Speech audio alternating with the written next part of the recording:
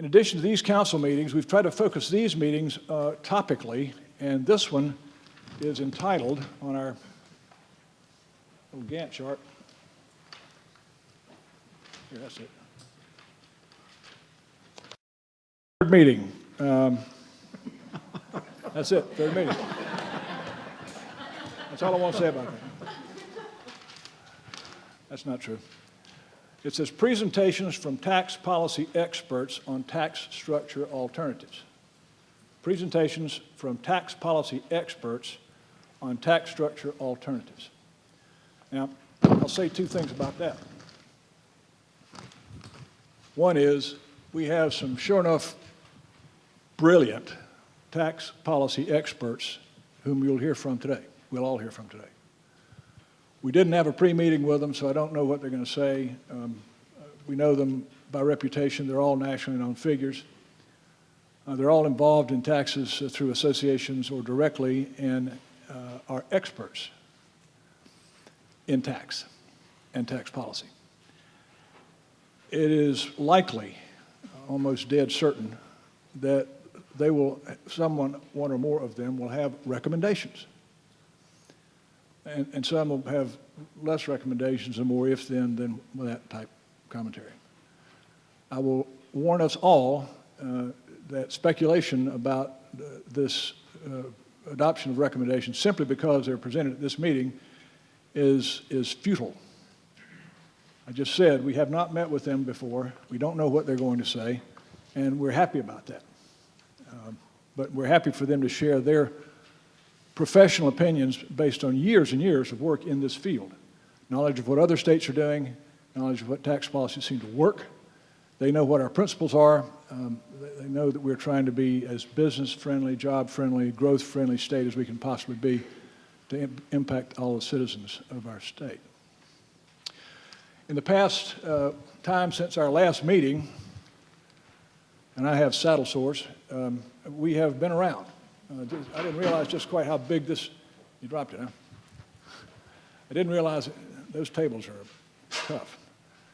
I didn't realize how big this state is really geographically until you try to drive it in a car, and fortunately Claire did the driving, I did the reading. We've had a total of 385 plus attendees at 6 fact-finding sessions around the state.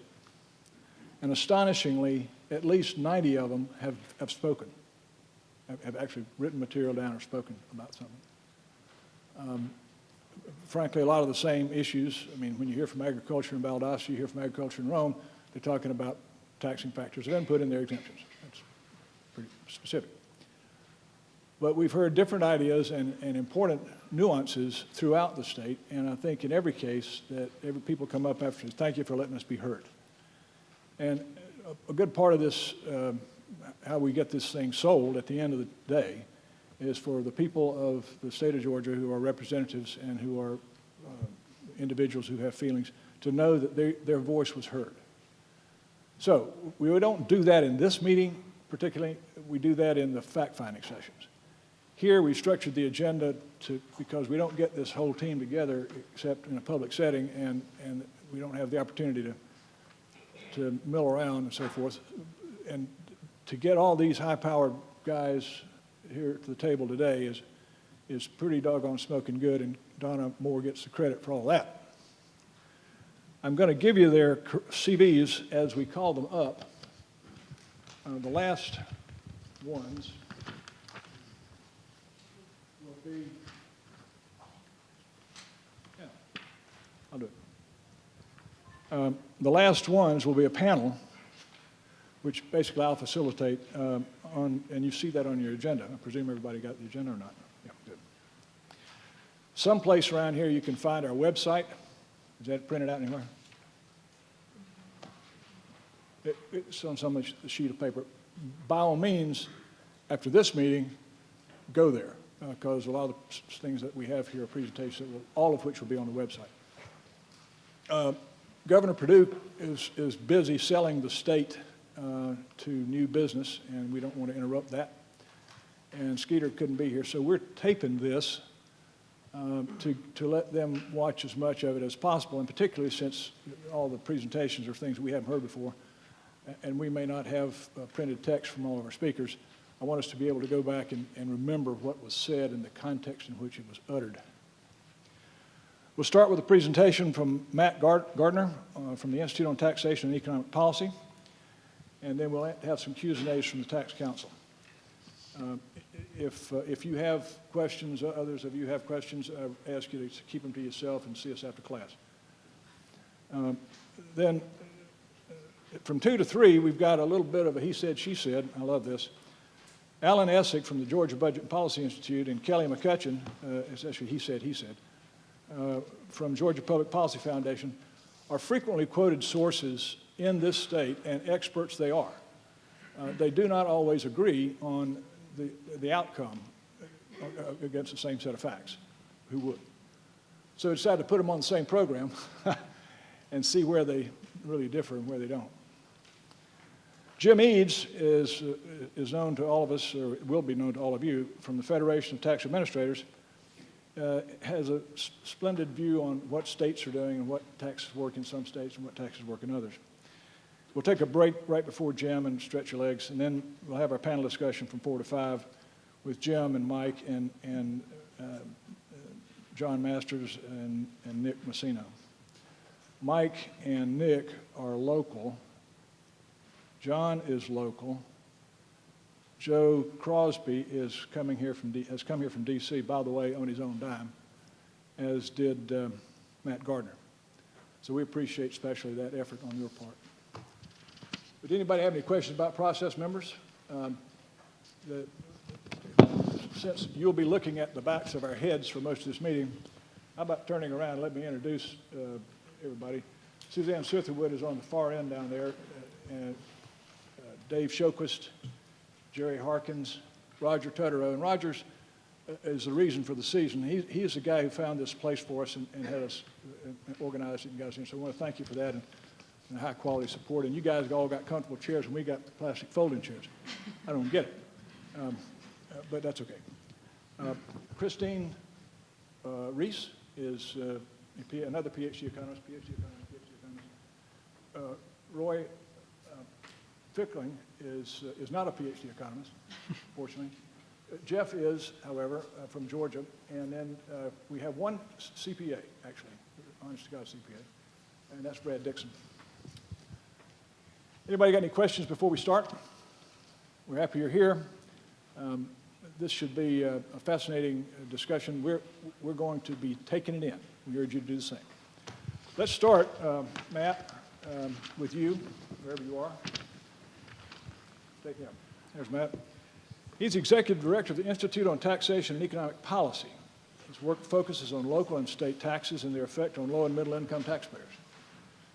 Mr. Gardner is an author of Who Pays? A Distribution Analysis of State and Local Tax Structures in all 50 states, among other publications. He's a primary author of the ITEP Guide to Fair State and Tax and Local Taxation, 2005, a primer designed to teach lawmakers and advocates the fundamentals of state and local taxes. This man has been there and done that. He has degrees from University of Maryland, University of Rochester, resides in Washington, D.C., and originally hails from Raleigh, North Carolina, my home state. So, all the better. Where do you go? Hey. Hi. You moved. I thought. Anyway, Matt, we're glad you're here. Thanks. Thanks very much. It's a real privilege to be here.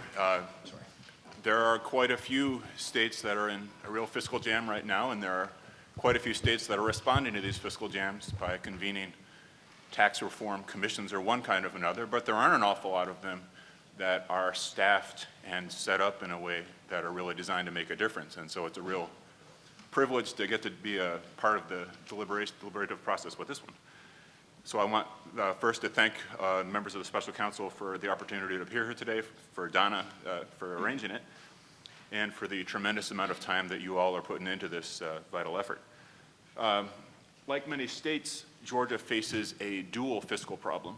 There's the short-term budget deficit that has been dominating your policy lives for the last couple of years, and there's a longer-term structural deficit that is a mismatch between the public investments your constituents demand and the tax revenues available to fund those investments. As is true in state houses around the nation, the difficulty facing policymakers in Georgia is how you dig out of these holes and still be confident that you're doing all you can to keep the state on a path towards long-term economic growth.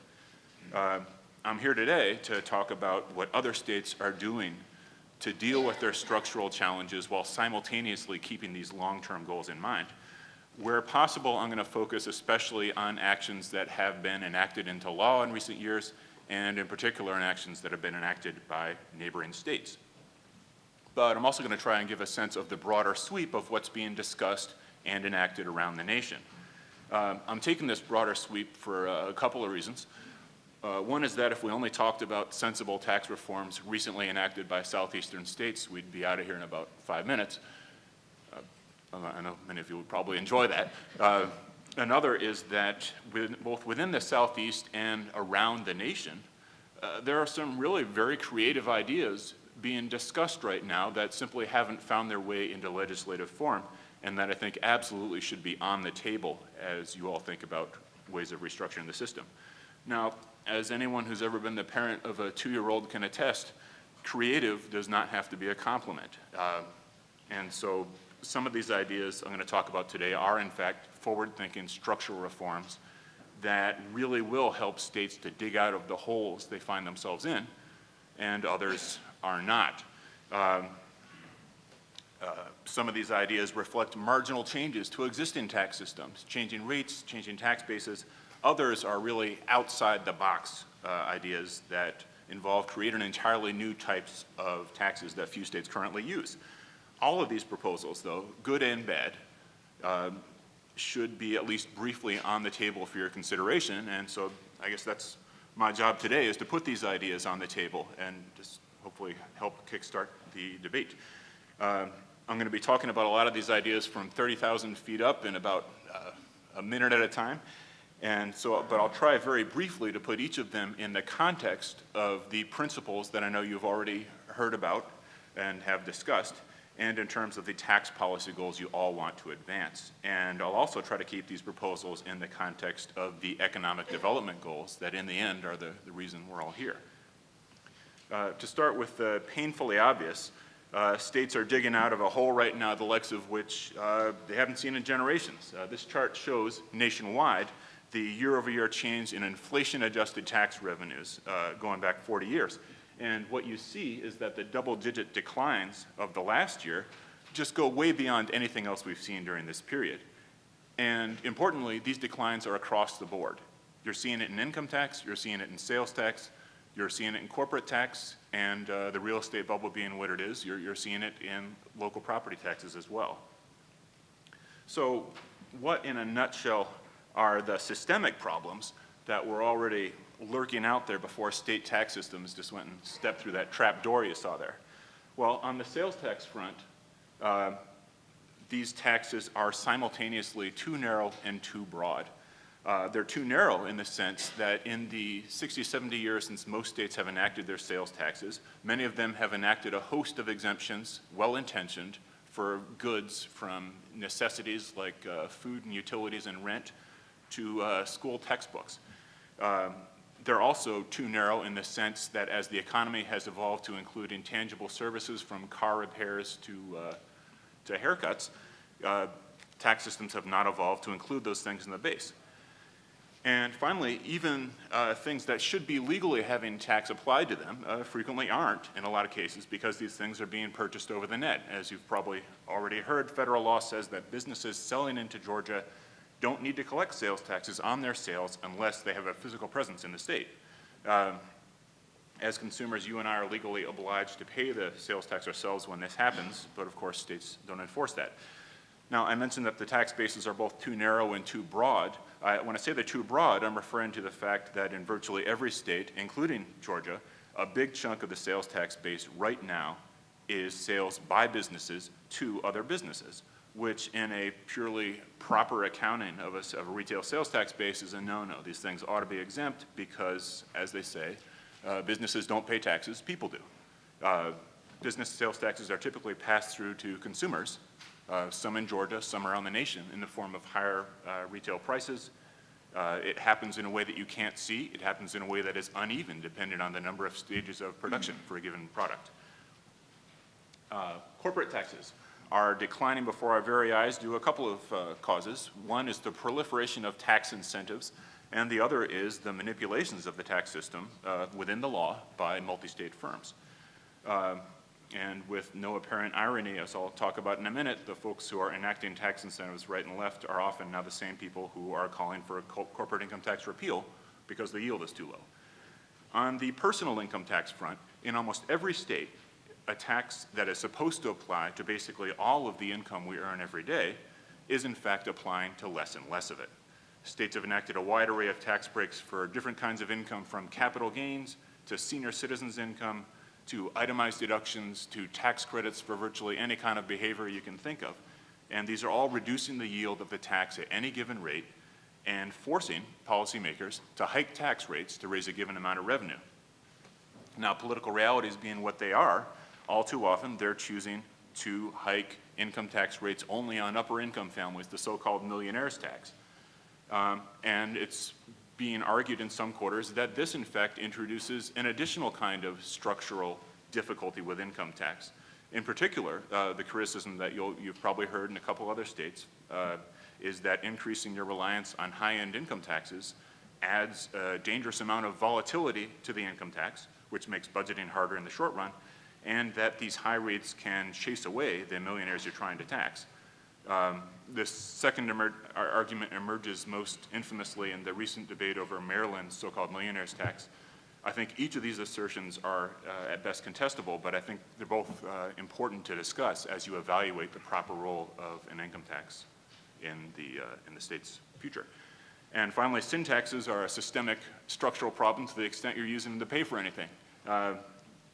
In general, they're based on the number of units you buy of something, whether it's gallons of gas or packs of cigarettes. They're inherently slow growth taxes, and they're not the horse you want to have pulling your wagon. What I'd like to do now is talk sequentially about some of the interesting tax changes that are happening across the states. And where am I pointing this thing?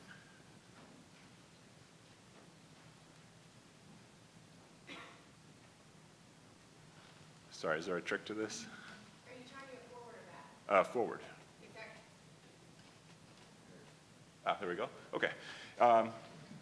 On the income tax, this has been really an interesting and fruitful area for reform and for deform in the last couple of years. The basic choice facing policymakers at any time, whether you need to raise or reduce revenues, is do you change the base or do you change the rate? Loophole closing or base expansion, getting rid of exemptions, deductions, tax credits, however you care to characterize it, I'm going to argue, not just with regard to the income tax, but with regard to all these taxes, needs to be the starting point. Before you say a word about how you're going to change any tax rate you've got, up or down, you need to be able to rationalize what you're doing with tax exemptions of all kinds. Base changes, as it happens, have the virtue, from the perspective of adequate government finance, of tending to be permanent changes. If you look around at what states have done that haven't found a way to expand their base and instead have just hiked their rates, well, they're usually temporary and they're usually just on high-income families. So a more sustainable approach in general, I'll argue, is going to be expanding the base. One of the really interesting areas in the last couple of years where you've seen some creative, in the good sense, I'd argue, reforms has to do with itemized deductions. This is especially interesting because if you follow the federal debate since the Bush Tax Reform Commission in 2005, and long before, this has been viewed as a political non-starter.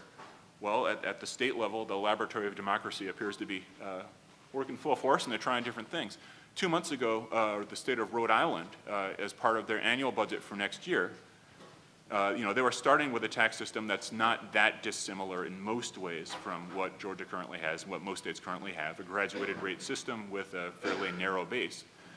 They decided that they were going to flatten the rate structure, reducing the top rate, I think, from 9 or so to about 6, eliminate all itemized deductions, by which I mean deductions that are available for everything from mortgage interest to charitable contributions to state and local taxes to extraordinary medical expenses, make up the impact of getting rid of these itemized deductions for a lot of families by increasing the basic no tax allowance, the basic standard deduction, and doing all of this in an essentially revenue neutral way.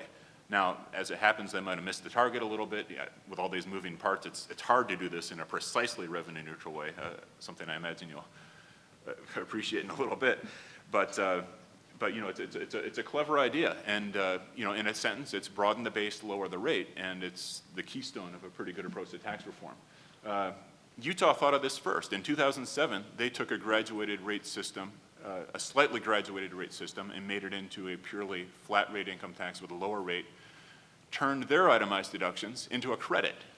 So instead of a deduction where the value is bigger for upper income families, it's a credit where everyone gets, I think, 5% of their charitable contributions as a credit, which is more meaningful for lower and middle income families and less valuable for upper income families than the old itemized deduction approach was.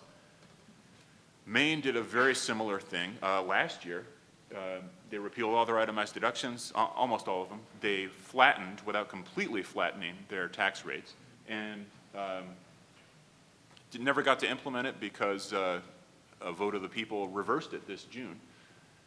Those are really the big systematic changes, but you're seeing smaller scale versions of this in a number of other states. New Mexico earlier this year, in a special session with a lot of constraints, they needed to raise a lot of money and fast, identified one itemized deduction that in their view did not make a lot of sense, a state income tax for state income taxes, which I think maybe 6 other states, including Georgia, still have. They repealed it. Hawaii took a different approach and put an aggregate cap on the value of all itemized deductions. So the idea was, if your itemized deductions at federal level are over, say, $40,000, you only get to keep the first $40,000.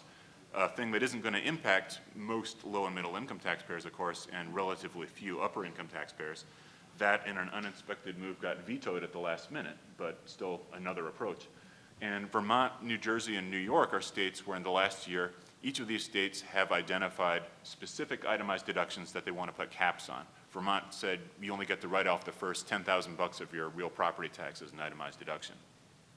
Each of these things has the effect of broadening the tax base, raising substantial revenues in some cases. If these states had chosen to, they could have done it in a purely revenue-raising way. If they'd chosen to instead, they could have combined this with a dramatic reduction of their income tax rates and reduced money. As it is, it was part of their charge to remain revenue neutral, and they did their best to calibrate these changes in a way that would be broadly revenue neutral. A second broad category of base expansions that is really striking to me, looking around the nation the last year, has to do with capital gains. There are maybe a dozen states nationwide that have meaningful capital gains tax breaks. And in the last year, 4 of them have enacted substantial reductions or outright repeals of these tax breaks. Why are they doing it? Rhode Island, there's a fairly decent record on why they got rid of theirs. One of the reasons has to do with the cost. Another has to do with the fact that at the state level in particular, when you're given a capital gains tax break that applies to all investments wherever they may be, the problem for Rhode Island was that they couldn't ensure that any resulting investments were taking place in Rhode Island as opposed to, you know, Long Island or the Indonesian islands. You just didn't know where it was going. And so they got rid of theirs. Wisconsin cut their capital gains exclusion in half from 60% to 30%. A couple of other states, Virginia and Utah in recent years, have taken a different approach, looking at tax breaks for retirement income and said, we're going to try and pare these back. In Virginia, it was a case where politically it was becoming difficult to rationalize the far more generous treatment of upper income seniors than low income non-elderly families. And they put a cap on the income levels for the retirement tax breaks in Virginia. I think $75,000 for a married couple, $50,000 for singles. And a couple other states have just looked for small types of income that hadn't been included in income before, lottery winnings in Delaware and New Jersey. Again, these are all changes that are going to raise needed revenues if that's what you want to do without having to hike rates. Now, there is, of course, a critical mass of states that have hiked their income tax rates in the last year. 9 states have done these temporary high-income rate increases. Ohio and California have increased all their tax rates. California took the sort of extraordinary step of cutting an exemption for kids. 4 states, including Georgia, have taken steps in the last year to save a little money by eliminating part or all of a low-income refundable credit. And of course, in the one of these things is not like the others. Georgia has actually gone in the other direction from what some states have done in the last year by expanding a retirement income exemption for upper-income families. Now, as most of you know already, this is a peak season for tax reform commissions, and you don't have to go very far to see another state, a competitor state, that is already putting ideas out there, preliminary recommendations, I think they're calling these, for how they want to change their income tax. And I wanted to focus briefly on some of the really interesting and creative, again in the non-judgmental sense, ideas that are being talked about. The first thing South Carolina's TRAC Commission put out in their income tax recommendations that just came out last week. One is the idea of a minimum tax for low-income families. Everyone should pay something, which explicitly rules out the idea of refundable credits. A contestable assumption, I'd say, but you know, it's there. I wanted to put it out there. A second idea, probably as applicable to Georgia as it is to South Carolina, has to do with tax brackets. South Carolina is one of these states that hasn't adjusted their brackets in 50 years, and the idea with a graduated tax system is that it ought to apply to a relatively small part of your population. Most southeastern states, Alabama's at one extreme, where 75% of the people are paying at the top rate, have gravitated away from that more towards a flat tax. And so what South Carolina's calling for here is expanding the brackets to make sure that the top income tax rates applies to a smaller portion of the population. They also called for putting a freeze on their no tax floor. South Carolina is a state that has a standard deduction and personal exemptions, a no tax floor that mirrors the federal. It's fairly high, and it's indexed for inflation, so every year it goes up. And they said, well, we think that's high enough. We want to stop increasing it for the moment. On capital gains, they said an interesting thing. They've got a 44% capital gains exclusion, which basically lets you exclude close to half of your capital gains from regular income tax. They said, well, we probably want to reduce the capital gains exclusion overall, but maybe we want to increase it for investments in South Carolina-based investments. And on senior tax breaks, they tiptoed very carefully around this and said we should think about paring back retirement income tax breaks at the upper end of the income distribution, other than Social Security, which we absolutely will not touch. There are other states in the neighborhood and further afield that are proposing really strikingly similar things right now. North Carolina had a tax reform commission which quietly issued findings in late 2008, which had very similar ideas. They had a tax system that allows generous exemptions and deductions. They said, let's get rid of the deductions. Let's go to an AGI-based tax with a very broad base, no exemptions, no deductions, and have a lower top income tax rate.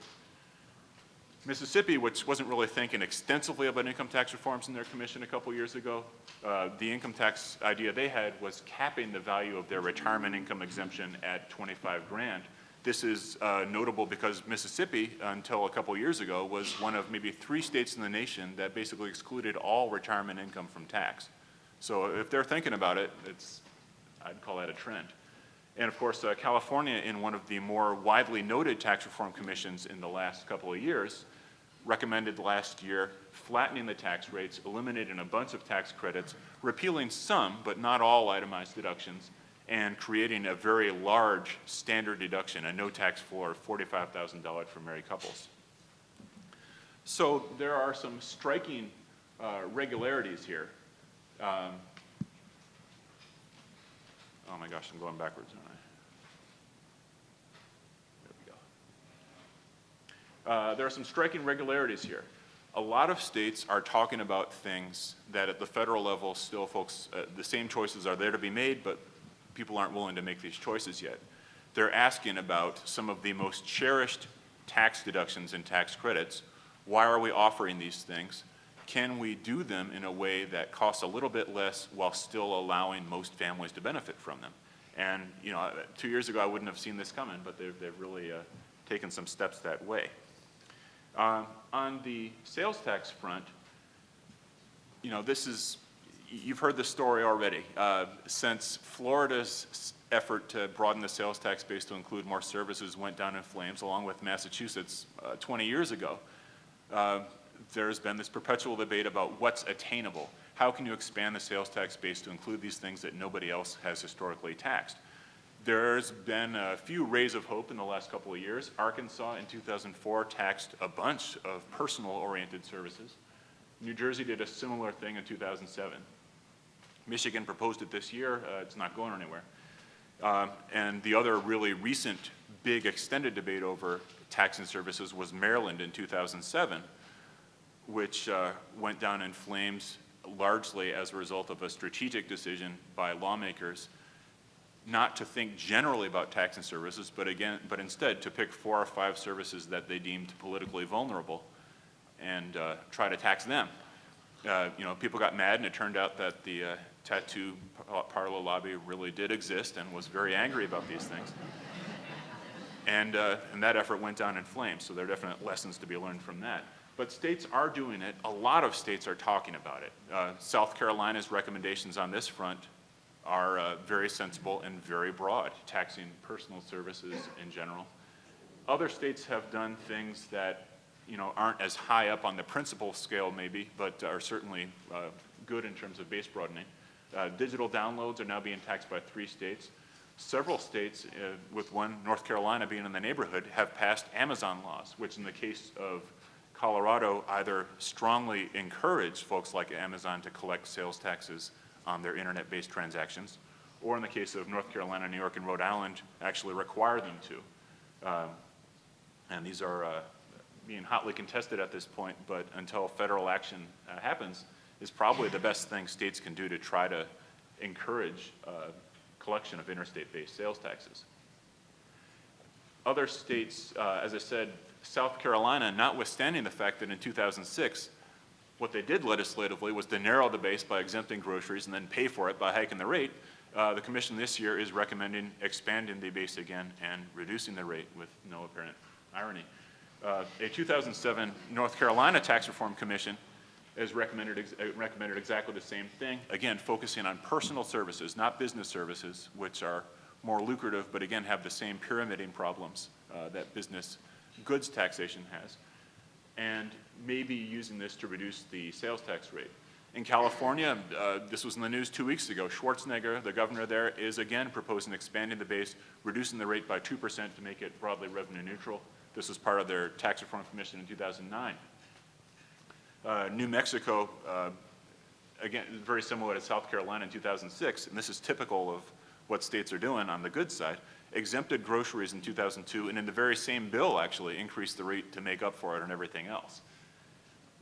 And in Alabama, back in the neighborhood, the biggest single tax reform plan of the last 3 years, I'd say, in that state, has been a perpetual plan to narrow the sales tax base by exempting groceries and broaden the sales tax base by getting rid of an income tax deduction there. That's gone nowhere, but is still very much in play. So states are going in 2 directions on that front. On the corporate income tax, there are 2 trends, very divergent trends to know about here. One is that a number of states have enacted combined reporting.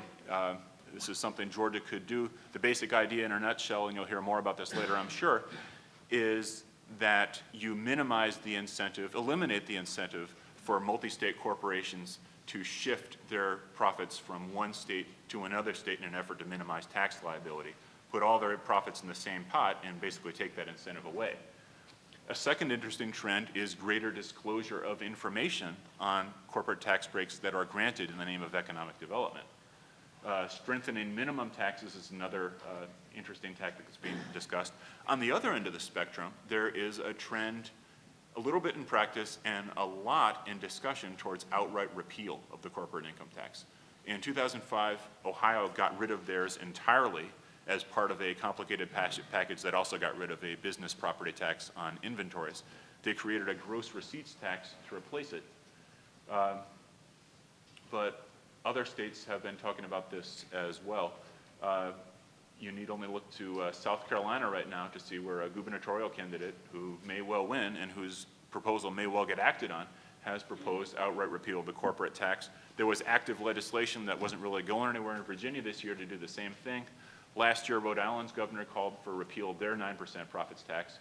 And of course, the California Tax Reform Commission in 2009 called for exactly the same thing.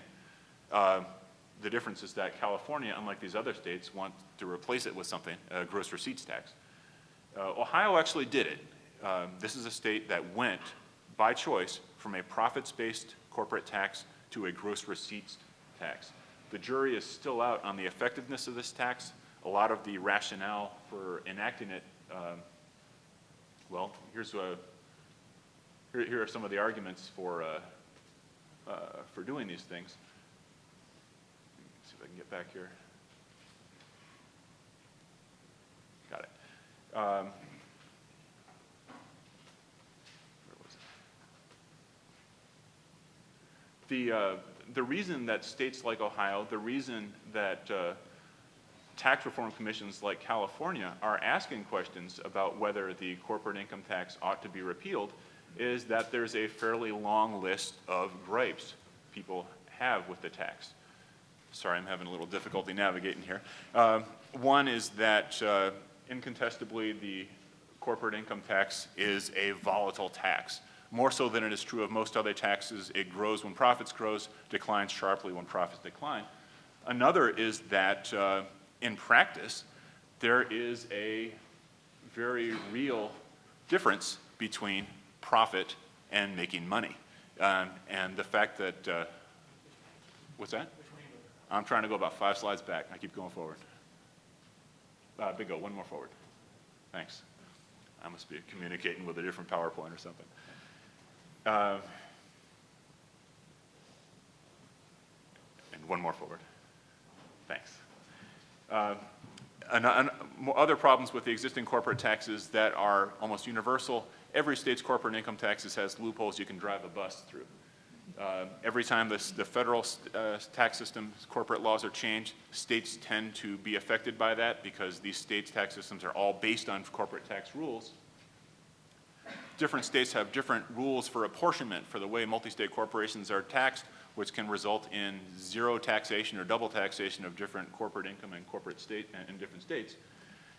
And so, these are all problems that are worth addressing. This is why you're seeing this rash of repeal discussions. I think part of the reason why you've only seen Ohio do it is that, in fact, what you're seeing, even in states like Ohio, is, well, there are problems emerging. The Ohio corporate tax, the CAT tax they call it, has already developed a bunch of loopholes of its own because that's how the lobbying system works. And a lot of the same problems, the leakages that you're seeing in the corporate income tax are emerging in these other taxes as well. The really straightforward thing that most lawmakers tend to reach for on a day-to-day basis on the corporate income tax front is business tax incentives, providing either company-specific or industry-specific tax breaks. This is the reality. I'm not going to argue against these at this time, except to point out that even when they work, they're forcing tax rates up on everybody else. But a couple of quick case studies to help you think about when and how these tax incentives ought to be allowed. One is in Rhode Island, where they've got something they call the Jobs Development Act. And the way this works is it's a corporate income tax credit, and this is ripped from the headlines if you followed President Obama's proposals recently, which says, if you create 10 jobs, we're going to reduce your corporate income tax rate by 0.25%. For small businesses, 50 jobs for larger businesses. And you can use this to reduce your corporate tax rate from the legal 9% as low as 3%. And you keep this rate cut as long as your aggregate employment doesn't decrease below a baseline level. Now, does this credit actually create jobs? Are the companies who claim this credit just taking money for what they were going to do already? What are the pay benefit levels of these jobs? Nobody knows because nobody has to know according to the law. It may be working, it may not be working. Rhode Island just has no answers on this. A second example is, and one of my favorites on tax incentives, is something called the Alternative Fuel Credit from Arizona a few years ago. They did an personal and corporate income tax credit for individuals and companies that buy alternative fuel vehicles or that shift their existing fleet of vehicles over to alternative fuels. They thought it was going to cost them $5 million. They thought it was going to achieve great energy policy ends. As it turns out, it was really easy to game the system. People figured out that you could strap a little plastic tank on the back of your SUV, get a credit for half the cost of the thing, and never ever use it for alternative vehicles. The cost skyrocketed to $680 million. The state legislature held a special session to retroactively repeal the thing, and a lot of people ended up with SUVs they never intended on buying. And it was a mess. The moral of the story is that sometimes, even when an incentive works, it's not really working in the way you intended. So those are just a couple of caveats as you think about the value of corporate taxes. The last specific trend I want to talk about is on gasoline taxes. I mentioned excise taxes in a pretty dismissive way initially as a tax you don't want to rely on. Well, the fact of the matter is that every single state's gas tax, which is the primary means you use to fund transportation, shrank as a share of personal income between 1990 and 2008. It's just not keeping pace with the cost with income, and it's certainly not keeping pace with the cost of funding roads. States that have a sales tax component to the gas tax, and Georgia is one of them, have some built-in growth capacity here. But it's generally not enough. And reform commissions in a couple of states in the last year have suggested indexing the gas tax to the cost of construction, a pretty sensible approach if you want to eliminate this mismatch between the things you're funding and the way you're paying for it. Other states have chosen to simply increase the gasoline tax rate, which is a welcome thing as well. Pretty much any state could do this because whatever you thought you were raising from your gas tax 20 years ago, you're raising less now without having intentionally cut the tax. So I've said a lot really fast, and I've missed a lot, I'm sure, and you'll have questions, but I want to come back to a couple of critical points that I think are cross-platform here. One is that as you look at the lessons from what other states have done and are talking about, the really welcome trend that is worth emulating is that you start by thinking about the tax base. What are you not collecting for tax exemptions for income, sales, corporate, on all these fronts?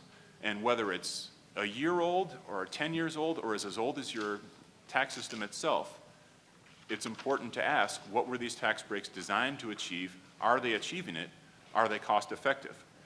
And if they're not, you can use them to broaden the base and, if that's what you want to do, reduce all your property tax rates across the board in the name of economic development. A second thought that I want to work in here is just that, you talk about revenue neutrality, using all this money to reduce tax rates across the board. Revenue neutrality is, I think, part of your charge here, but the linkage between tax rate reductions and economic development is not always obvious.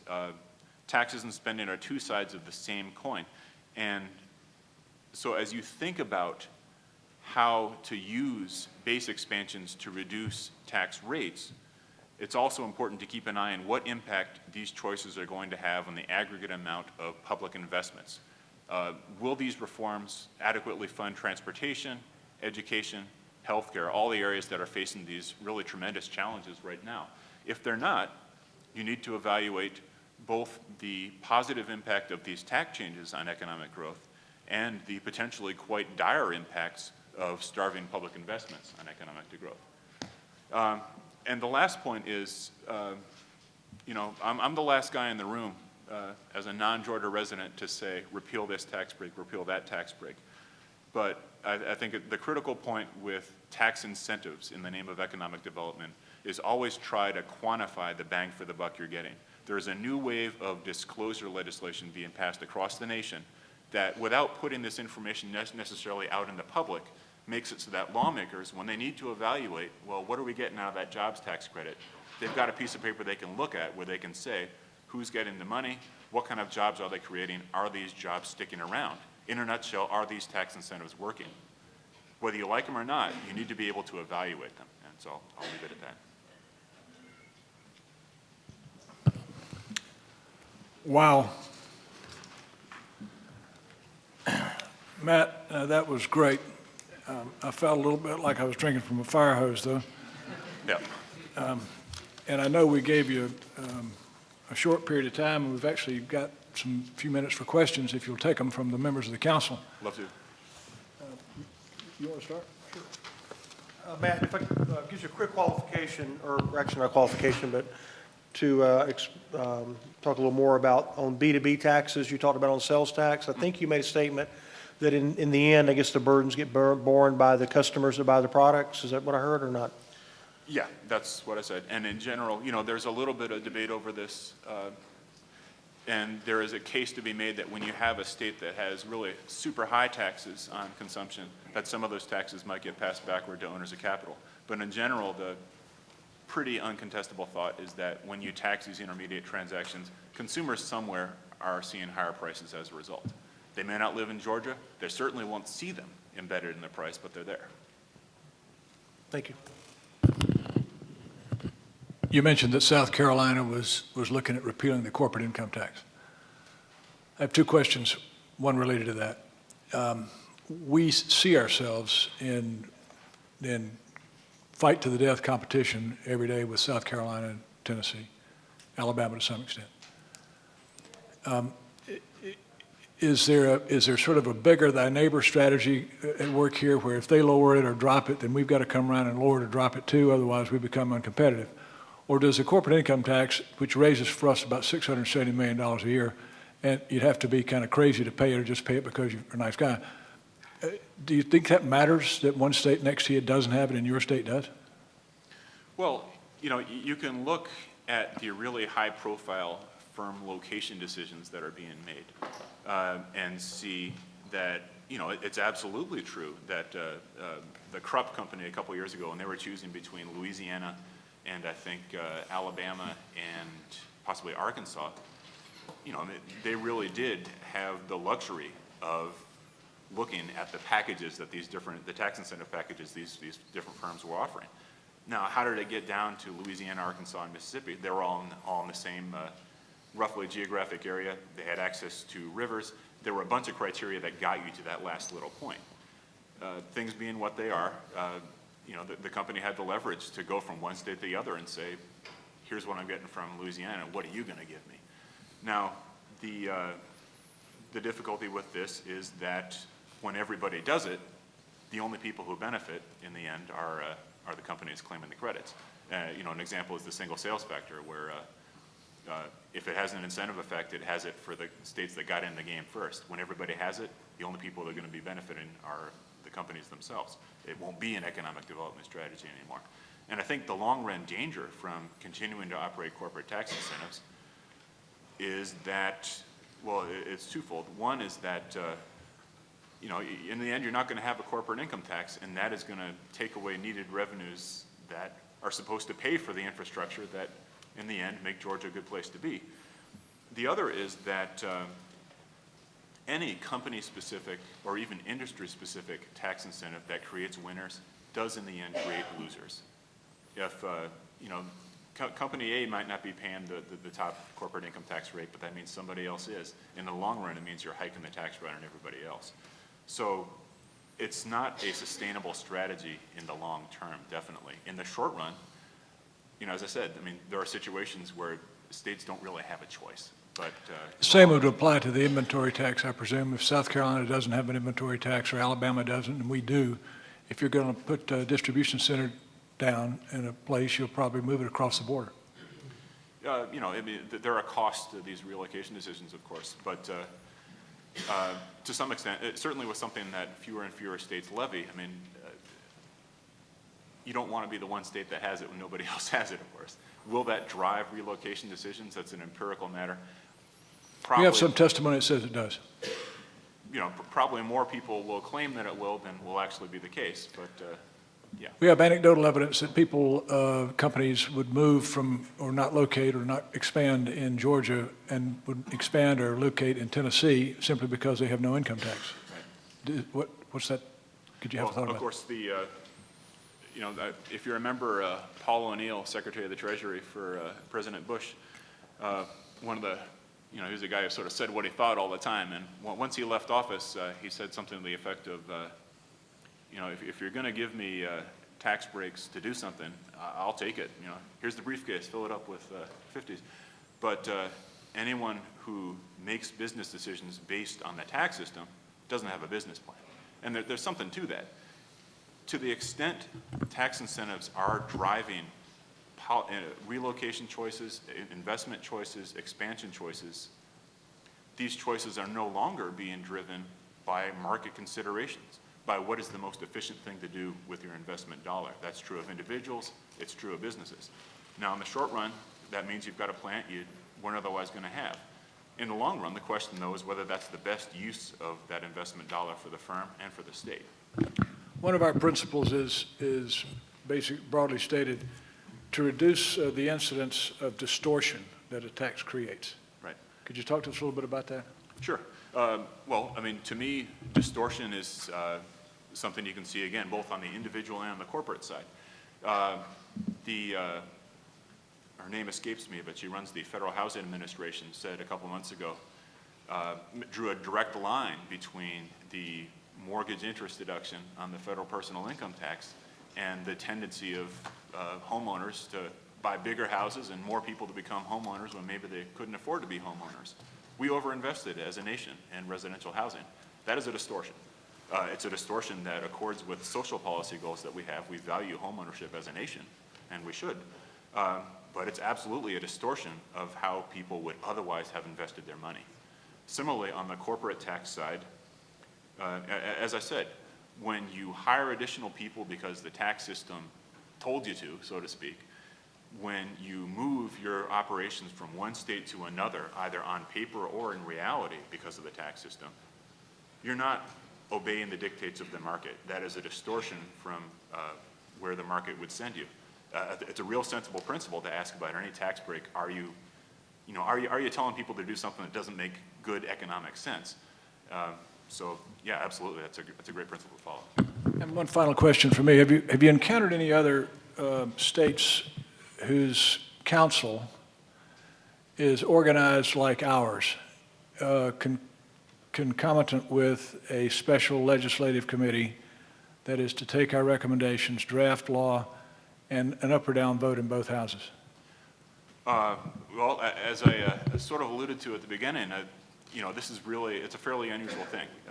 In my experience, a lot of these tax commissions, in the first place, to be candid, they're not even designed to come up with actionable outcomes. They're, and they certainly don't have any kind of a direct pipeline to legislative strategy. So I think it's the way this commission is set up is a terrific thing.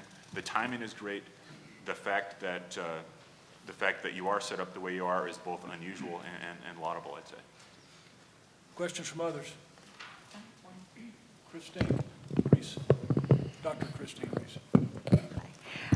You have outlined what other states are doing maybe in two categories. One where the states are choosing to flatten the base and hopefully lower the rate, and then states that are doing something else. And you also, one of the slides indicated that these things work. This has an economic impact. Do we have evidence that, but a lot of the reforms that you've talked about are pretty recent. Right. Do we have any evidence about the economic impact, the size of it, how long it takes? Oh, it's way too soon for a lot of these things. I think the structural reforms I've been talking about on the income tax in particular, I think, these are viewed as long-term strategies. So certainly if state policymakers are looking for short-term results, they're, especially at this time, they're going to be disappointed. As an example, if you remember, there was a big brouhaha over the economic impact of the Maryland Millionaires Tax a couple of years ago. And the headline was, well, 30% of the millionaires disappeared the year after they implemented the rate hike.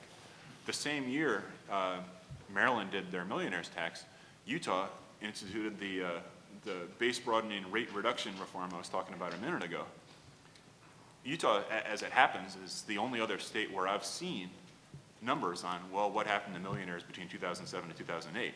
And while Maryland nominally lost 30% of their millionaires, Utah lost 60% of theirs. Nobody blamed it on the income tax because, they knew things were going on. It was a tough economic time. And people in the state are still, I would say justifiably, quite proud of what they did to the income tax there. I mean, it was a smart move. But it's way too soon to talk about,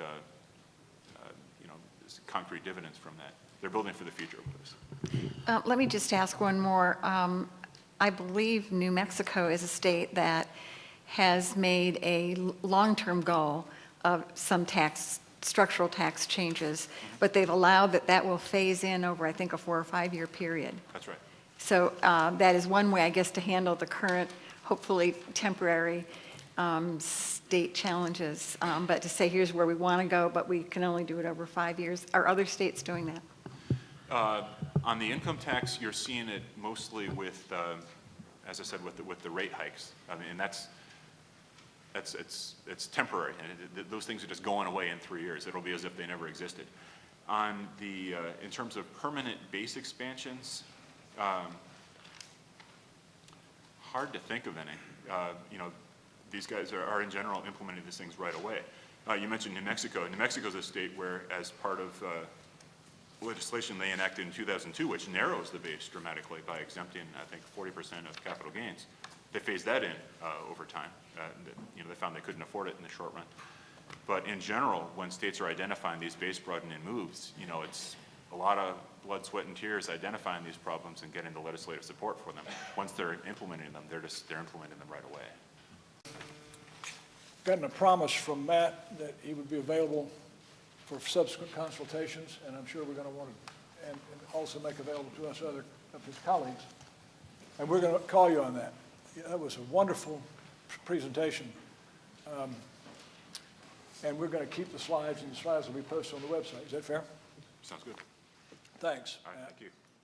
Have a good trip back to D.C. Stay as long as you can. Well done.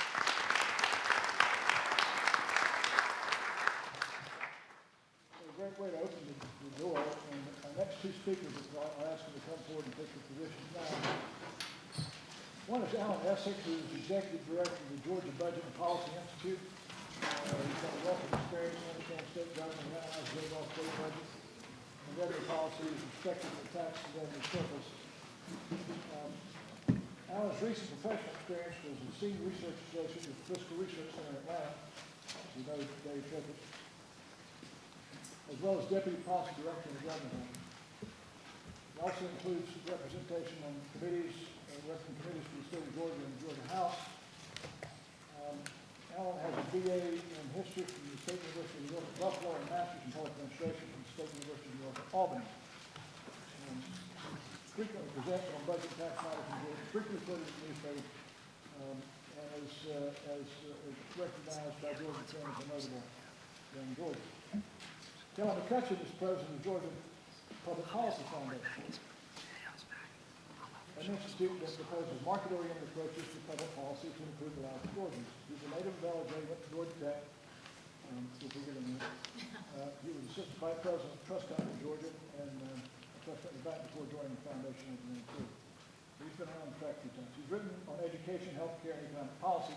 He helped create the Civic Renewal Policy that highlights work of outstanding community-based organizations and No Excuses program to recognize and study high-achieving, high-poverty public schools and award-winning statewide support. He served on a variety of boards in academic-related matters and is a well-known figure, also frequently quoted. Sometimes the news reporters, if they can't get Kelly, they'll call Alan. If they can't get Alan, they'll call Kelly. So we decided we'd put them on the same program at the same time, and let's see what these two slightly different focused organizations have to, where you're sitting at the same table. That's a start. I guess that means you agree on more things you disagree. In any event, welcome, gentlemen. We're proud to have you. Thanks. Let me see if I can figure this out. Okay. We'll do it. Every time I count it up, you just click. That's what we were doing before, and Matt didn't know. Well, I appreciate the invitation to come and speak to you all. And, not to, disappoint everyone, but, Kelly and I have done this before, and not to disappoint everyone, but Kelly and I have done this before, and I think what you'll find is we agree on a lot more of the principles than people think we agree on. I think you'll find that where the disagreement is, it's more about the emphasis or the edges. I mean, although there are definitely some disagreements. But the broad principles, I think you'll find a lot in common. I guess I have the advantage for some reason I'm going first, but I think you'll find a lot of what we say will be repetitive.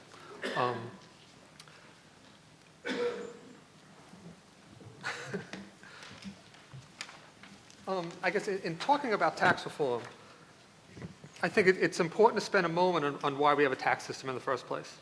It's to provide those essential services and quality of life investments that are important to residences and businesses alike. It's for a good education system, a working infrastructure, roads, transit, water, safe and healthy communities, a well-functioning justice system, emergency services, public health systems, etc. And those are exactly the services and amenities that our tax dollars are paying for. 82% of our state revenues this year will go to education, health, and public safety. If you include the Department of Human Services, which is only 3%, really 96% of the budget goes to 7 things. Motor fuel tax is, can only be spent on roads, bridges, and so forth. And debt service is something we don't have a choice of paying. That's a legal obligation. So if you think of the money going to priorities, I think it's pretty clear where it goes. Georgia's always been a low-tax state. We rank in the bottom 10 per capita on state revenues and expenditures. And there's many different stats that go along with this. These numbers are from the Federation of Tax Administrators. The 2009 state revenue per capita were 48th. In the 2008 state and local own source revenue, that includes taxes and fees, were 44th. In state and local revenue per capita, which is not including fees, just taxes, we're 39th. So you can see we're on the bottom no matter how you look at it. And as documented by GSU's Fiscal Research Center, we have a structural deficit in the billions of dollars. As we can see in the chart, we are at a new low in terms of the percent of personal income going to state revenues. If we were up at the historical level of 6% of personal income going to state revenues, our budget would total $3.5 billion more than it does today. Even at 5.5%, which would have been a historical low over the past 20 years, we'd have $1.7 billion more. This lowered level of state revenues is from a number of factors, one of which is the recession, but is also from a shrinking tax base due to tax breaks and an outdated tax system that hasn't kept pace with a changing economy. A lot of the things that Matt had talked about. Beyond adequacy, fairness is also a concern when enacting tax reform. As the National Conference of State Legislators stated, a high-quality state revenue system treats individuals equitably. According to NCSL, minimum requirements of an equitable system are that it imposes similar tax burdens on people in similar circumstances, that it minimizes regressivity, and that it minimizes taxes on low-income individuals. Georgia has the 19th most aggressive tax policy in 2007, according to the Institute on Taxation and Economic Policy. This is for both state and local taxes. As the chart shows, the sales tax is the most aggressive, with property tax following as the second most aggressive. There are also fairness issues between taxpayers who have similar abilities to pay.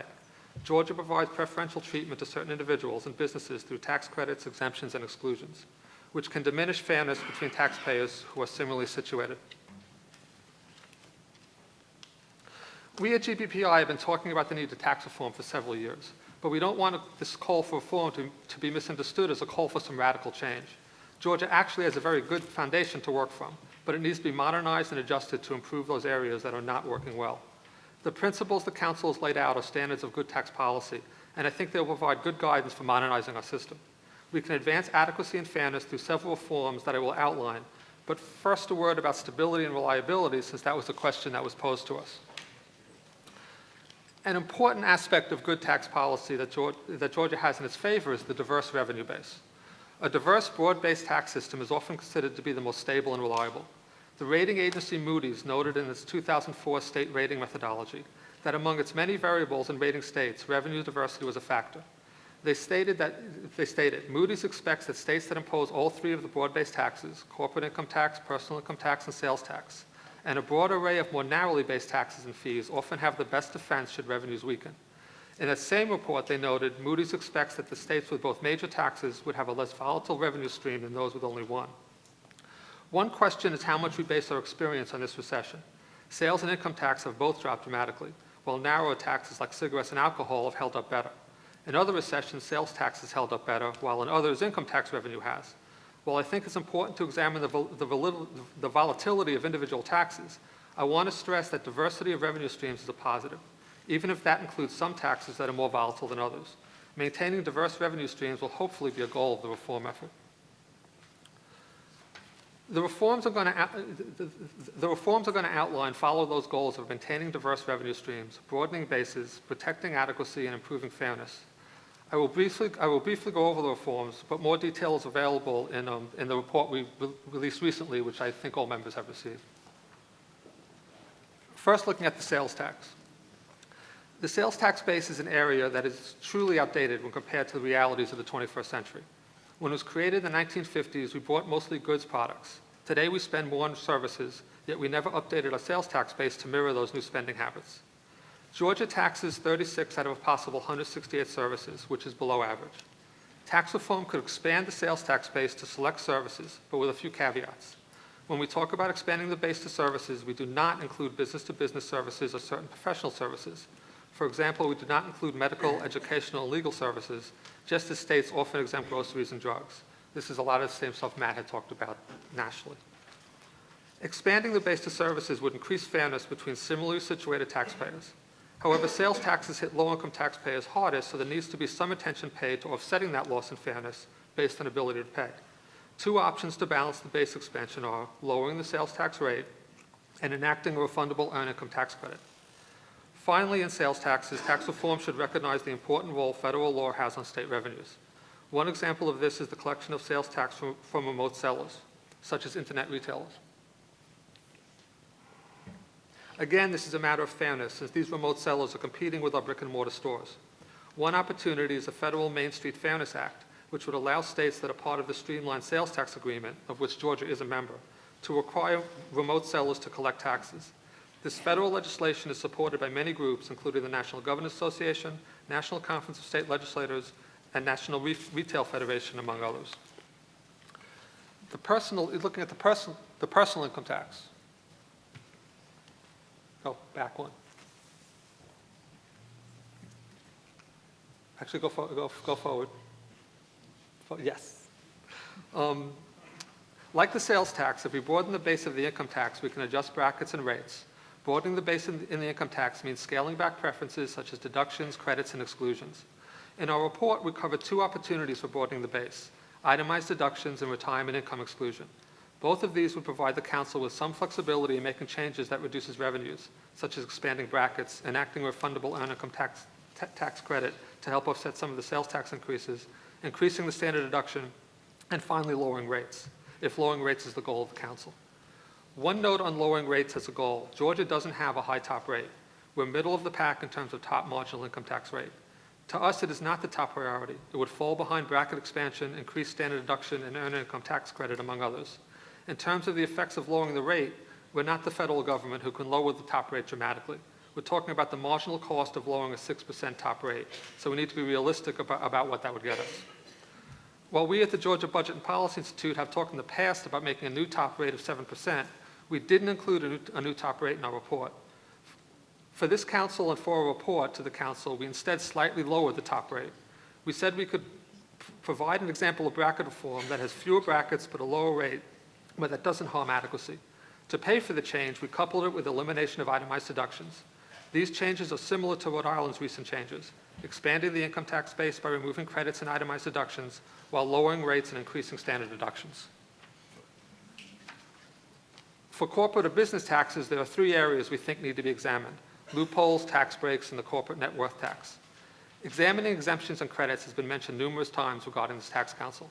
Many exemptions and credits are worthwhile and need to remain, but there are likely some tax breaks that no longer make sense. North Carolina, Iowa, and Missouri are examples of states that have undertaken reviews or have proposed changes to the process, such as incorporating tax credits into the appropriations process.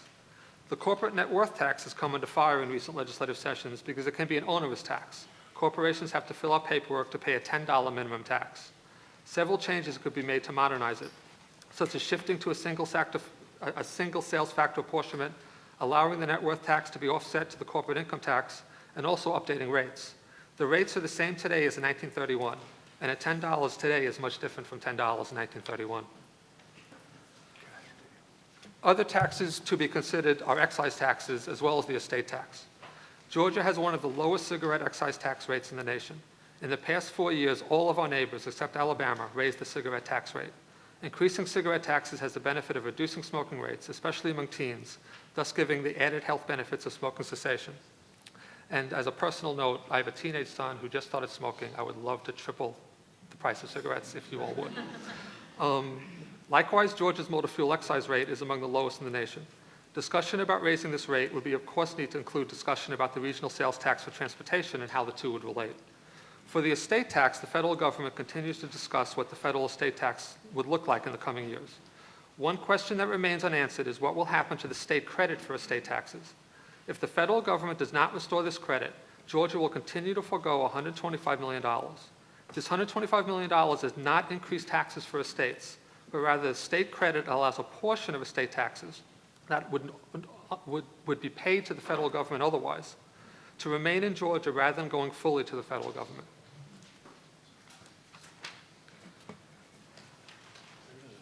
Several individual tax changes will favor one principle over another. Boost fairness while hurting adequacy, for example. That's why this council is so important. It gives us an opportunity to look at the system and make changes throughout the system that, when combined, enhance both principles such as adequacy and fairness. We provided an example of combined changes in our report, with estimates that came from the Institution on Taxation and Economic Policy. We hope that tax reform will include some modeling of distributional impacts of tax changes across the income groups. And again, this is just one example of what one possible reform could look like. There is an infinitesimal amount of options that you all can do. And needless to say, we could not do anything close to what your choices are. But this goes to show that you can broaden the base, lower the rates, increase some other taxes such as the cigarette tax, close some corporate loopholes, increase revenues, and still give tax cuts to 40% of Georgians. I appreciate you having me, and feel free that if you go to our website, you can download copies of the report. And I'd be happy to answer questions at the appropriate time after Kelly goes.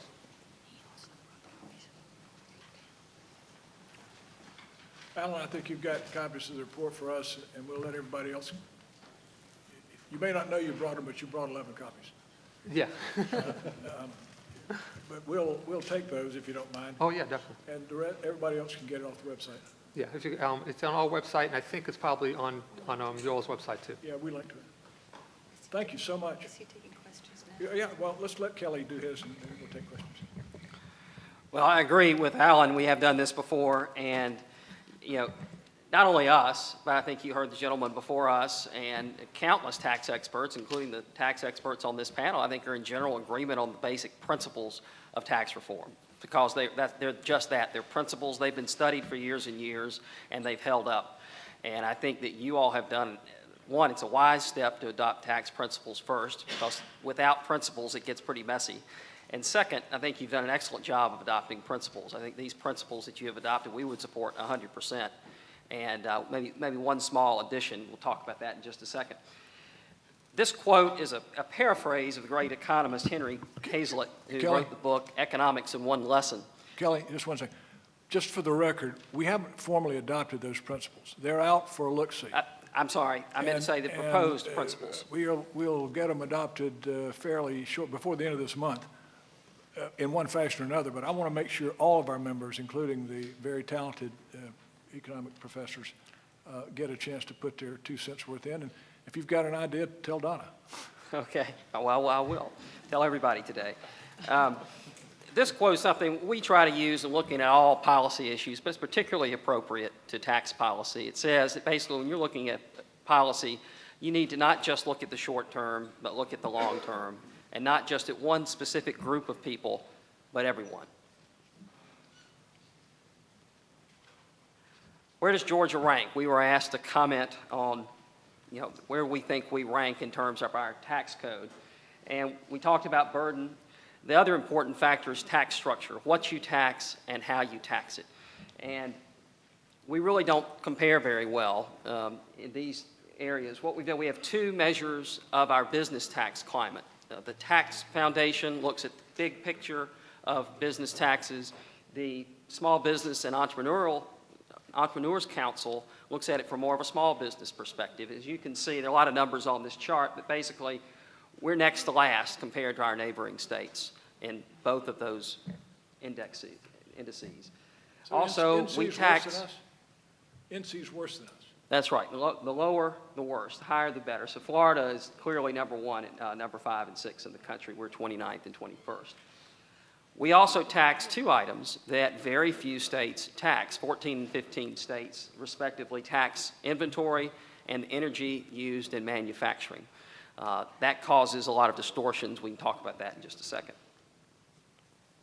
We've experienced some weak growth. Now, obviously, we've all had weak growth recently, but this goes to 2008, before the recession. Going back 10 years, this is GDP per capita economic growth compared to our neighboring states and the U.S. average. The dark line at the bottom is Georgia. We rank below everyone else. This is personal income per capita. Economists usually look at this sort of as a measure of standard of living. Not only are we on the bottom of this chart, but if you look at the cumulative growth over the last 10 years, we're 49th in the entire country. Broader base and lower rates. Most of the time we've spent talking about tax reform, these have been the subjects. We need to get rid of those special interest exemptions, broaden the base, and lower rates. One exception that we'd like to talk about, and that's business inputs. A little bit was mentioned about that today. Dave Bernori, the editor of State Tax Notes, is an expert. He was asked to, what's the worst tax that we could levy at the state level? And he said the sales tax on business inputs. And I think that's an area where I think I've heard all the economists on the panel discuss. Liberal organizations and conservative organizations would agree this is a highly distortionary tax. But just to footnote that, we've been around the state, and it's been reported frequently and commented on frequently at every meeting. The energy tax is one that we stand out about, and the inventory tax we stand out about. These business inputs issues are the same for agriculture, which is our largest industry. And when we talk about manufacturing, we also got to talk about a $70 billion ag industry that relies on the same kind of inputs deductions that manufacturers do. That's right. Well, if you talk about traditional industries, and we do a great job in Georgia, particularly think about the industries that make things, mining, manufacturing, forestry, and agriculture. Those are thriving industries in Georgia, but they are generally considered commodity industries. And that means, you might have heard a farmer say, we're a price taker, not a price maker. It means they don't set their prices. So they have a very difficult time, if at all, passing on cost to the consumer, as was discussed earlier.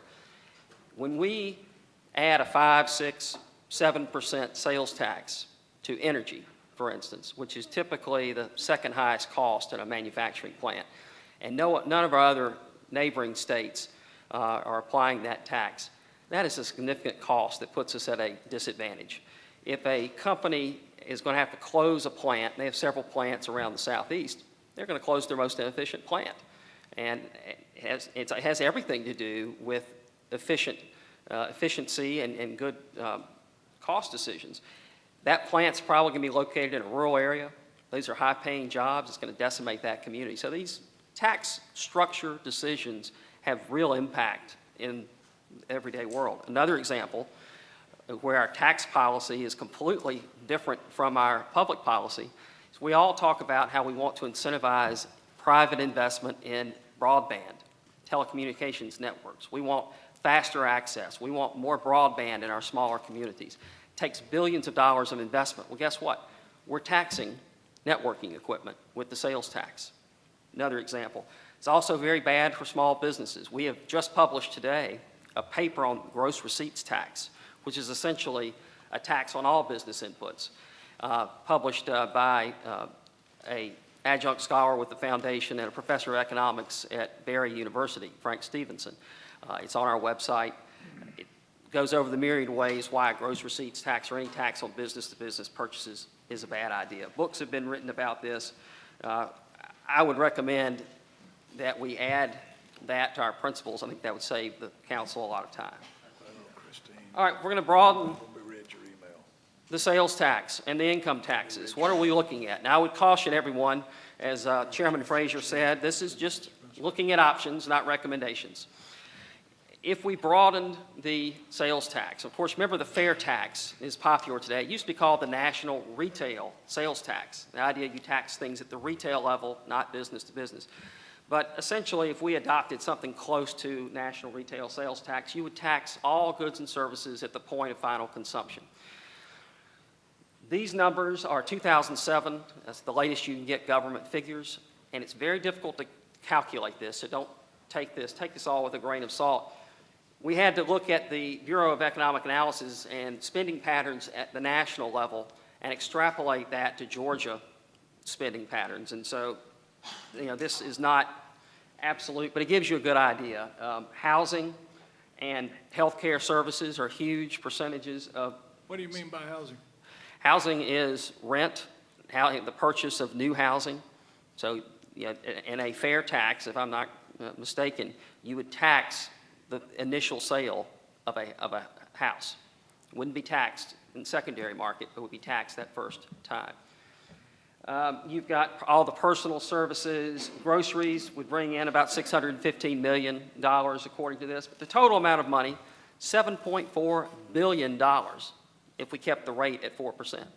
That's almost half of our current budget.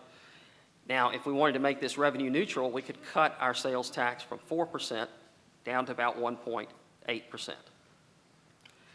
So this is what would happen in a normal year. 2007 was a relatively normal year. Income tax. Here you see our exemptions. We've talked about itemized deductions, personal exemptions, standard deductions. You add all those up, and we're exempting about 25% of our tax base. If we were to eliminate all of those, Pennsylvania is an example. I think Utah, someone else I think is another example, state that got rid of all these exemptions. We would raise $3 billion at our current 6% rate, or we could reduce the rate down to about 4.4%. In fact, some people think we could get it down as much as 4%. So these are the options. So once you've made the decision, then I would agree this is the first decision to make. How much do you expand the base? Then you can lower the rates. Then you have a trade-off. If you want to move more toward a consumption tax, which is one of your principles, which we would agree with, you have to trade off base expansion and a sales tax rate increase. And these are just simply to give you an idea of what those trade-offs would be. So on the first column, if we wanted to cut the personal income tax to zero, eliminate it completely, and we didn't want to expand the base at all, we'd have to have a 10% rate. Now remember, you've got that, this is state only. Tack on an average 2 or 3% at the local level, and you quickly see that would be a pretty dramatic increase in the sales tax.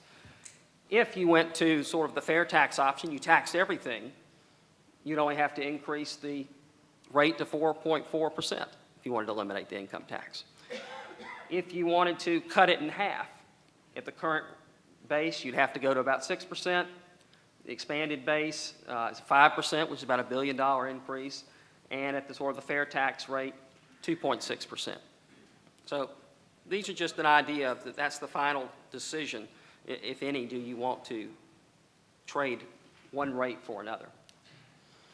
We were asked to look at stability and growth. And when we think of stability, it means the volatility of the taxes. And growth means, going from point A to point B. It could be very volatile and still get from point A to point B, just be a wild ride. I think the preference would be growth without the drama. I think we've seen about as much wildness as we want in the last couple of years. In the income tax, the capital gains, I think was already been mentioned earlier, is the most volatile portion of this. The dotted blue line is adjusted gross income, and the red line is capital gains. It's all over the place. Also, I think mentioned today, and I think Dr. Tuttero's presentation earlier, the corporate income tax is highly volatile. Again, you have the adjusted gross income and corporate income tax rates. States like California, one of the many reasons they've gotten themselves in trouble is they base so much of their revenues on corporate income taxes and capital gains. And they soar and they spend all that money and then they come crashing down and they have these massive crises.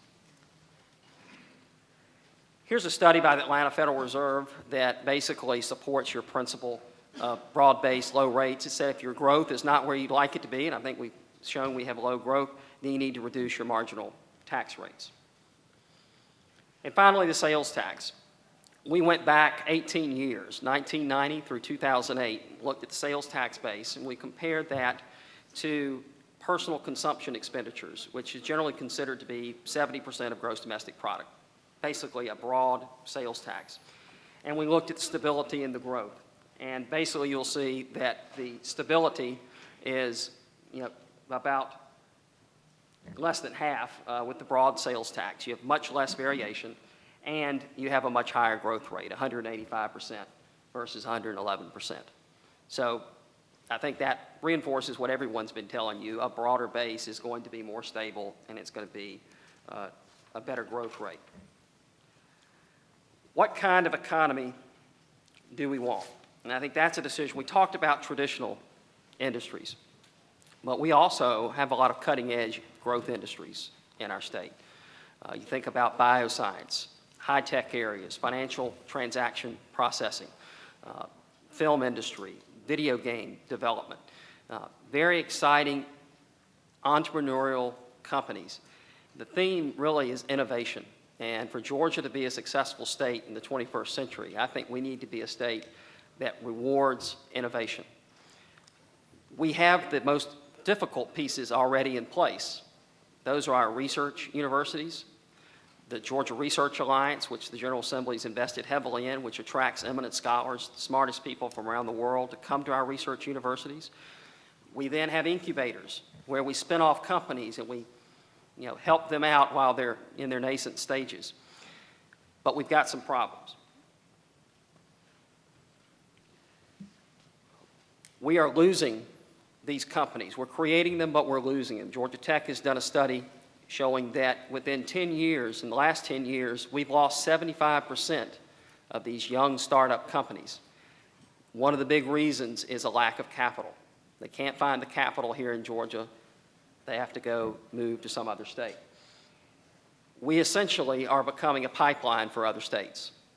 Alabama, or usually Texas, Massachusetts, California. So thank you very much, Georgia, for creating these great ideas, these innovative companies. You got them where they were about ready to really make some profits, and right when they were making some revenues, they came to our state. We're talking billions of dollars. Just in 2006, in testimony to the General Assembly, one venture capital company, Acuitive Ventures, testified all 7 of their portfolio companies had left the state, total revenues of $1 billion. It's one company.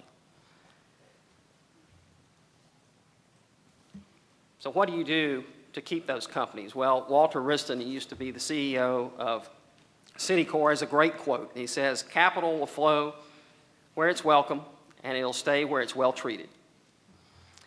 Jim Clifton, the CEO of Gallup, looked at the $10 trillion that our economy created over the last 25 years, and he surmised that it was the result of about 1,000 super innovators, super entrepreneurs, people like Bernie Marcus, Steve Jobs, Ted Turner, Bill Gates.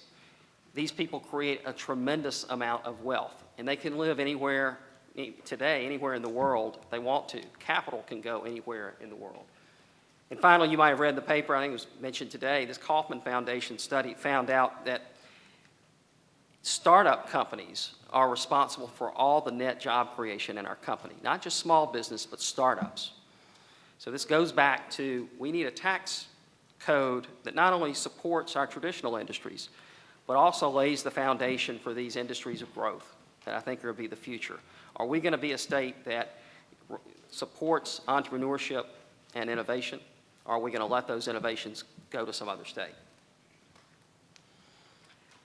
A few more details from the Pacific Research Institute, which basically supports, again, that the consumption tax is the most efficient, less distortionary way to raise money for government purposes. And particularly higher taxes, especially on income and capital, stifle entrepreneurship and lead to lower investment and slower economic growth. Well, that's exactly what we have in Georgia. We have low investment and slow growth. This is just a simple chart from the Treasury. The middle dotted line is the key. This just shows that over time, you've had a proliferation of companies not organized as corporations anymore, but subchapter S corporations and LLCs. These are pass-through entities, which means they don't pay corporate income tax. They could care less about the corporate income tax. They pay tax based upon individual income tax rates. So if we're concerned about innovation and entrepreneurs, it's the personal income tax rate we really need to focus on. Here's the example of New Mexico. Of course, there are a lot of factors involved. There are a lot of changes that went in place, but this is New Mexico compared to Georgia in terms of personal income and GDP in the next chart that compared to Georgia during the same time frame dramatically outperformed us. Fairness. When you're eliminating these deductions, I mean, the whole reason we have these standard deductions and exemptions is for fairness, to help people that are low income not pay a disproportionate amount of tax. What you have here is the black line that's curved represents families of 4 at different income levels. And the vertical axis is how much tax they pay. So you see, until they reach about $15,000, they don't pay anything. And then it slowly goes up, but in Georgia, we have graduated tax rates 1 through 6, but they're very, very tight. So you're very quickly at the top tax rate. And so then it's 6% straight on up. If, just if, we decided to implement a flat tax of 3%, no exemptions, no deductions, the blue line is what it would look like. You would start paying 3% on your first dollar of taxable income. Now, what that means is before those lines intersect to the left, those families are actually paying more tax. So what do you do about that? Well, rather than spending $3 billion on deductions and itemized deductions and credits, you can take care of that with a targeted tax credit. The amount of money to fund this, and this was basically based upon about a 10% earned income tax credit at the state level, which several states have, is a little over $200 million. So it costs much less, and you use the rest to reduce the rates. So you can offset the fairness concerns. And of course, this is a family of 4. You need to do a much more thorough analysis of how different families will be impacted. But this shows what you can do at far less cost with targeted tax credits. And here's the other benefit of this. Now, Pennsylvania has in their constitution, essentially they have to have a flat tax. So they have a 3% flat tax across the board. But they have what they call tax forgiveness. And they have this customized chart that they determine, which are basically targeted tax credits. If it works, it's probably easier to use the federal earned income tax credit because it's been out there for a while, and it's very simple just to tag along. But the other thing is, the last time they checked, Georgians failed to claim $2.7 billion in earned income tax credits. These are people that deserved them, or for whatever reason, didn't file an income tax returns. They didn't think they were eligible for it. You imagine the impact to our economy of adding $2.7 billion, that's more than the stimulus, into our economy, particularly these individuals that really need it. What if you had a table set up where we educated people and said, by the way, you're due $3,000 in credit. You could buy an insurance policy for $800. Would you like to sign up? You would solve some of our uninsured policy challenges as well. So the main point is that you can take care of these issues with the tax credit. Finally, let's go back to that quote. We look at the short term and the long term. This is a Treasury study that models several studies that have been done for the last 50 years. They take a snapshot in time, divide the population of the United States into income quintiles, and they go back 10 years, track those people, and see where they are. Well, this is the great thing about the United States. It's a very dynamic economy. What this shows, it's sort of a complicated chart, basically 86% of those in the lowest quintile 10 years later had moved up. Some had moved all the way to the top. Some people at the top had moved to the bottom, and everything in the middle. We'll worry about our economy if that ever ceases to be the case, if more European situation where you have the wealthy class stays up here and the lower class stays in this area. We have great turnover. We believe by lowering the income tax that this would improve economic opportunity. Because think about it, if you're trying to make more money, save for college education for your kids, or you want to move to a better school district, you know, the income tax is not a tax on the rich, it's a tax on becoming rich. If your spouse decides to get a job, or you just decide to work a few more hours, you get to keep more of that money. So rather than 6%, if it's 3%, you get to keep that much more money. Then you decide how you're going to spend it. You may spend it on something where you have to pay a sales tax, or you may not. But that decision is in the hands of the individual. So with that, I will close and be happy to answer any questions. Well, look at that. Chris, I think you had a question. And I've got several. No, start with yours. On the big pie chart of taxes on services, about a quarter of that was tax on health care. Inevitably, that is a foundering policy because you can't collect it. They're all third-party payers, and you say, well, how are you going to go about collecting the taxes when it's a third-party pay situation? And we've heard a lot about the difficulty in taxing health care. So that would take about a quarter, if you didn't do that, that would take about a quarter of your circle out, right? So And what I would agree. And our concern is you can't tax the federal government. And unfortunately, in our opinion, the federal government's becoming more and more of a player in health care. And so it's already very, very difficult for the private sector to compete. And if we add another sales tax on top of that, it's going to make that even worse. So we also would be very concerned with a fair way of assessing a tax on health care. But, you know, as you say, it's a huge part of our economy. So All right, maybe there's another way to skin that cat. You mentioned venture caps, VCs. We're going to visit with the guys at the incubator, and they may present at a later presentation, I'm not sure.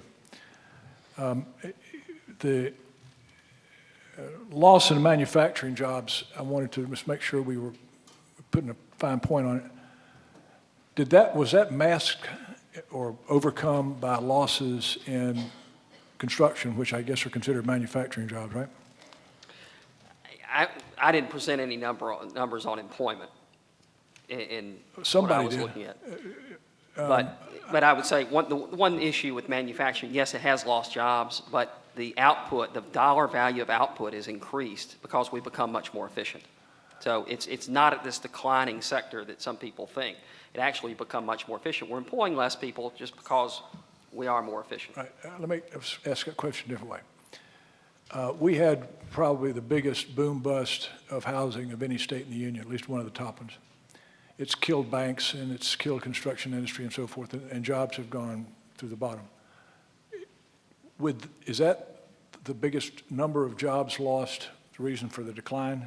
Is the construction jobs lost in 2 years? I believe my numbers only went through 2008, so that would not have included the economic downturn. But you're absolutely right. I mean, since then, and really, I think, as Dr. Humphrey indicated, the recession prior to this hit Georgia disproportionately hard with air travel and high-tech industries, and so we've really had a double whammy. Forget that. Bad idea. Yeah, I defer to Dr. Tuttle. Question? Yeah, and this would be to both you panelists, and thank you for the presentations. They're very good. We talked about the infinitely broad sales tax base on the pie chart, including housing and that sort of thing. And people usually just flinch when you say that, but I think the theory behind that, and you can correct me if I'm wrong, is that you eliminate a lot of embedded taxes that end up in the cost of materials. Have you looked at embedded tax cost and the cost of materials and consumer goods? To me? Either one of you or both. Not specifically, other than the fact that, when you're always going to have some embedded cost with tax, unless you tax business at zero. Property taxes are embedded in cost. What you want to avoid is what's referred to as pyramiding or cascading. When you tax business-to-business inputs, as I mentioned, you sometimes, depending on when the timing and the process and the number of stages something goes through, those taxes can multiply, and so you can have significant amount of tax embedded in goods and services in one state that has, say, a gross receipts tax compared to the exact same process in another state that just has a retail sales tax. I don't know if that answers your question. A follow-up. Alan, you gonna say something? Kelly does a really good job of explaining that stuff. Kelly's right. You want to avoid the cascading as often as possible, but the cascading is going to be there at times. I guess you want to develop a system that minimizes it as much as you can. We haven't looked at that in particular, so I don't have specific numbers or anything to show you. But out of a principle, I agree with what Kelly said.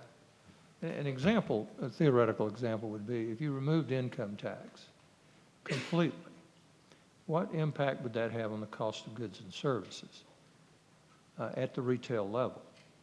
I'm not talking about wholesale. We're not talking about a value-added tax or anything like that, or a B2B tax, just that particular theory. It would depend. Some products are more labor-intensive than others, so it really is going to depend, which makes it complicated when you're trying to, like cross-border sales or something that we're concerned about. You have to be in any kind of state tax policy, and it's something that's very hard because every product is different. It's going to have a different embedded cost depending on labor costs. What I would say, let me get back to business to business. Our calculations say, and I think most states, they're about 50% of our tax base is business inputs.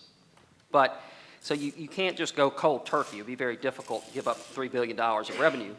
But the worst thing we can do, let's not add to it, and let's then evaluate what we already, what we have not exempted, like energy, telecom, infrastructure, and look at the cost benefit of saying we should add those in there. So that you can't just say, we're going to get rid of it. That's going to be very difficult, particularly in these economic times. But it's something that when you're looking at the $10 billion of exemptions that Georgia already has now, I think $4.7 billion, according to Dr. Shoquist's numbers, are business-to-business inputs. In my mind, this council shouldn't waste its time really looking at those because those fit with the principle that you shouldn't tax business inputs. In looking at, I think an important principle of looking at the whole system is balance. There's not a silver bullet to any of this. There's serious consequences to any radical choice you want to make. Eliminate the income tax, there's consequences throughout the economy, throughout the rest of the tax system, throughout the budget.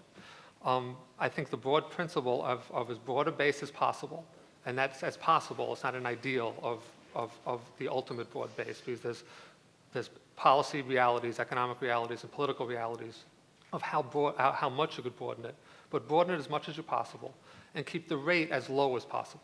Now, it doesn't mean the whole function is to find the low, is low rate driving everything, because the overriding concern, or one of the overriding concerns I hope the council takes into consideration, is just about the main purpose of a tax system is to fund a budget. If we didn't want a tax system, just eliminate the budget. So if we're going to have a budget, if we're going to fund education and healthcare and transportation and a criminal justice system and parks and all the variety of things that the state does, where we need, and it's important to have, honorable disagreements and real policy debates on what that budget should be. And that's one where, Kelly and I we agree, I think, and correct me if I'm wrong, we agree on the concept of a broad base and a low rate. I would think the rate should be higher than Kelly does, because I would think we need more money in the budget than perhaps Kelly may think we need. But as you discuss this, and as you discuss all the options, and there's infinitesimal amount of options, I don't envy you because it's can be overwhelming at times, that you consider what it is you need to fund. How much, what do you want to accomplish in education? What do you want to accomplish in healthcare? How does that help economic growth and economic development? What are the infrastructure that businesses need and insist that the state supply, as only the state can? How much does that cost? And then we need to develop a tax system that is as fair as possible, that base as broad as possible, rate as low as possible, that doesn't have negative economic incentives that hurt economic development, and move forward that way. So, I hope we just consider it as a whole and as a balance as we, as you all move forward and consider all the multiple options that are out there. Chris? This is to Alan. I guess we all know that one of the things under consideration is replacing the sales tax on food, and we've looked at some of the numbers, and they're really very large. And that would have the advantage of broadening the base and lowering the rate. But the arguments that we've heard when we've been out at our hearings are, we had a woman who came up in Macon who had a foundation that was providing services to lower income people. And she argued against putting a sales tax, or putting the sales tax back on food, and explained, she had an example of a family with a mother and father and 2 children. She said the increase in sales tax on food would cost them $6.50 a week. What I've been hearing and reading so far is that the best way to deal with that loss of income for those types of families is to do some kind of tax credit or earned income tax credit rather than changing the rate for the whole Georgia economy. And I wanted to know if you agree with that and have any other comments on that. Well, I think, if one of the both policy and political controversies will be the option to take the sales tax off of food. It will deal with the adequacy problem, because it will raise, I forget, Dave did the latest, $500 to $600 million, whatever the latest estimate is. And again, in times of when we're facing a $2 billion deficit, which is what we're looking at next fiscal year, the idea of if you're going to do that, using that to lower the rate, I think is somewhat problematic. There is, to go down that path, if you're going to go down that path, I think it's really important not only to have an earned income tax credit, but to have it refundable. And that's one of the things the General Assembly did last session that I think was counterproductive to this discussion, was we have a low income tax credit. It's not an earned income tax credit, it's a low income tax credit in Georgia that used to be refundable. And what that means is, if you don't have an income tax liability, you get a refund, you get a check from the state anyway. The theory behind that is the only way to give low-income people, families, relief from the sales tax is through the income tax system. You can't do it through the sales tax system. So the idea of a refundable credit is if you're going to have a higher burden on the sales tax system, you need to make a credit refundable.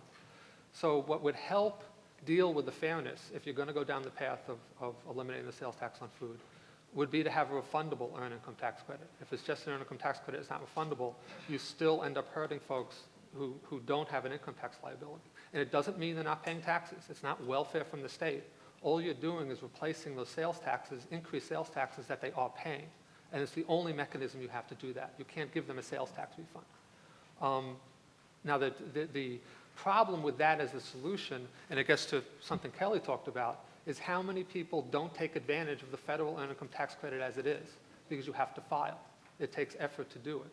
And there is, there's several $billion that Georgians can get eligible for who they're not applying for. So that's one of the difficulties of even just relying on that as a solution, because there'll be so many families who may not know about it, who don't, who just do the taxes themselves, who won't know that if they applied for it, they get it. How do you assure that they get that? Thank you. Yes, sir. Brad? As an accountant, I really do favor simplicity. I know that's hard to believe, but I'd like to get more people off the tax rolls. I think we all would, and what you're suggesting arguably is a great idea. I see both sides of it. Is not possible with the earned income credit. Why is it that it's so complicated and 1.4 billion or whatever dollars are still out there? It is complicated, and you think that'll work if we piggyback off that? I think I think a lot of the folks, it's not a question of complication. A lot of the families that aren't claiming the credit don't know that, that they don't have to file, or they don't know enough to claim it. I mean, all it is, it's just a box. I mean, you have the federal credit, well, it's more than a box. But, and it's part of the complications of our, and again, since you're basing it on the federal tax system is a lot more complicated than the state tax system. And to get the state credit, you have to have the federal credit first. And again, there's no silver bullet to any of this, but the only way, if we're going to move more towards a consumption tax, and I know it's one of the principles, and it's one of those where I may respectfully disagree whether that's the highest priority thing that the state needs to move towards. But if we're going to move towards a consumption tax, that is going to affect low and moderate income folks more than the wealthy. We're going to shift the cost of state government from down the income ladder. We need to do something in addition to to help ameliorate that. And since you can't give money back through the sales tax system, it has to be done through the income tax system. One thing that's not clear is how much of those unclaimed earned income tax credits could be illegal immigrants that are not going to try to claim that. So that's the fudge factor in there that isn't quite clear. Well, if they're not filing income tax returns, whether they're illegal immigrants or not, they're not going to claim it. Right, but then a lot of employers are going to be withholding wages because they don't want to get in trouble either, and they may mistakenly think that they're legal employees, but they're not going to go looking for their income tax return credits. But H&R Block will file electronically for low-income individuals, I think at no charge. There are a lot of volunteer organizations. I think the United Way is involved with helping people claim their tax credits. So there are a lot of ways that we could have an education campaign and help those to do so if that's the path we want to take. We're simplifying the state system by replacing lots of deductions with a simple exemption, simplifying the form, simplifying the process, make it easier. Absolutely. Well, if you have, flat tax with no exemptions, you literally go even smaller than Dick Armey's postcard. You could have here's my adjusted gross income from the federal return times 3%. And if you're below a certain income tax level, you'd get the credit depending on your number of dependents, and you'd be done. It'd be very simple. We could put a whole subset of our accounting population out of work. I'm sure they'll figure out something else to do. I resemble that remark. Roger. Thanks, E.J. Alan, Kelly, both, thank you so much for being here. Let me, 3 real quick questions. One to Kelly. You put up a chart that showed an interaction between what the income tax rate could be and the sales tax rate. The column on the far right said maximum base. Now, does that base include sales tax on B2B? No, it does not. It's Okay. all personal consumption plus business inputs that are currently taxed. Okay, and the second, the max base would include the sale of the housing for the first time. Housing, health care, everything that was in that pie chart. You got to pull out health care. All personal consumption. And then, You just got to pull out health care. Well, We can do that. but the other part is so all secondary sales of product are out, right? I remember a couple of years ago we went through it with the automobiles on casual sales where there's subject sales tax in that base. I'm not trying to put you on the spot. I'm just trying to understand what's in there. No, I don't believe so. What we're using is 70% of GDP to calculate personal consumption expenditures. Okay, which is- Georgia GDP, so that would be in there, in that. So that, that's a decision. I don't think it's appropriate once you tax something, tax it a second time, but I Right. think that is in that base. Okay, thank you for the clarification. 2 quick points. You mentioned the VC. I share your worry about the lack of capital floating around. 30 seconds, if you wanted to incent more VC in Atlanta, what would you do? Or in Georgia? Well, we need pension reform. We're the only state in the whole country that doesn't allow our pension assets to be invested in venture capital, and it's killing our investment returns. I think our investment returns and our pensions are in the 5th percentile over the last 10 years. That's number one. And second of all, I would lower the personal income tax rate because that encourages angel investors, which is that tier of investment right before venture capital. It also would encourage more venture capital activity. Go ahead. Last one for Alan, if you will, buddy. You pointed out when you talked about sales tax exempting professional services, I'm not disagreeing with you, but for purposes of argument, give me a first principle reason why someone should pay sales tax on a haircut, but not on having a lawyer represent them in traffic court. I'm not sure if it's, put that out so much, eliminated that so much out of principal reasons, out of the political reality of trying to get a taxes and doctors, it's just not going to happen. Okay, so it's about compliance or Yeah. politics or Yeah. mobility I mean, of what we tried to services. do is set up something that was, we thought was somewhat realistic of what we could actually accomplish. And in other states that have tried to do that, it shot down the whole idea. Great, thank you. Yeah, okay.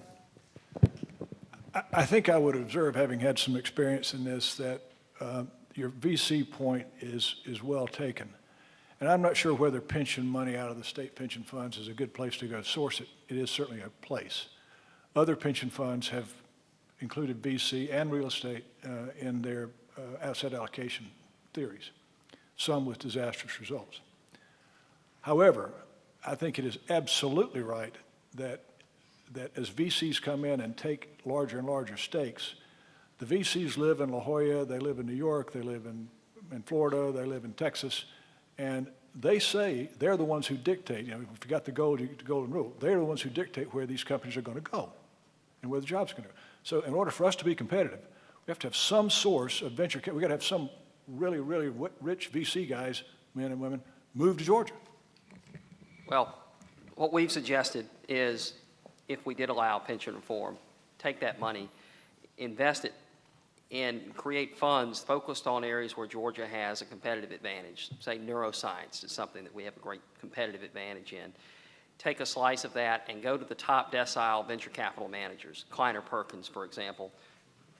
One of their partners has Georgia roots, grew up here in Georgia, and say to them, we'd like you to come manage this fund. You can invest in any companies anywhere in the country, because we're not going to put any strings attached because we want the best investment results for our pensioners. But we have one request, one demand. We want you to open up an Atlanta office. You do that for several top-tier venture capital managers, then all of a sudden, one, we have that critical mass of VC presence here in Georgia. And second, when a company needs $10 million, what happens now? They go to the VC, so we'll put $10 million in your company, but guess what? We want to keep an eye on you if we're investing $10 million, so we want you to move to Austin. Well, now there's no need for them to move because they've got an office in Atlanta to keep an eye on them. So that's the way we would. Those are very good points. I think perhaps we just got outside the white lines in terms of the tax council's portfolio. But we're glad to hear you say it. Yes, I have a question. Jeff. Yeah. Alan, we've talked about, adding food back in and how that would be regressive. But what we talked about adding food back into the sales tax space and how that would be regressive. But what about services? It seems to me that's not quite as clear cut. A lot of high-income households are big consumers of services relative to low income. Do you think we would have the same regressivity issues as we expand into services, or just your opinion on that? I think it would depend on what services. I mean, if we were going to, for instance, include legal in it, that would be something that I think high-income folks would pay more than low-income. If it is something like haircuts, or I think there's less of an argument on that being on that being overly aggressive. Yeah, than it is on food. I think, and it's one of those. It's one of those subjects where, as you're approaching this and as you're thinking through the actual options you may do, I hope you do the type of studies that ITEP does, showing the distribution of how the different options affect down the line, because I think that is really important. It's not a question. I mean, most states, almost every state, the way state tax systems are, have a regressive tax system. So it's not a question of making Georgia's progressive. It's a question of, do we want to make it more aggressive, or do we want to even make it more proportional? We've imposed on Alan Eads a little excess time on our press panel and also a little rest stop. But he promises me that he can name that tune in 45 minutes, so we're going to give him a chance, but we're going to give him at least 45 minutes. I challenged you at the beginning of this session that you were going to hear lots of ideas and alternatives and discussion about them. I reiterate that any speculation about any choices this council will make is folly. We're hearing in public what we need to hear. and you need to hear it too. But make no mistake, the nature of our questions or the nature of the presentations but does by no means act as a harbinger of any recommendation that this council would make to the legislature. Now, we have one more presentation, and it's going to be a humdinger and a panel to close the day.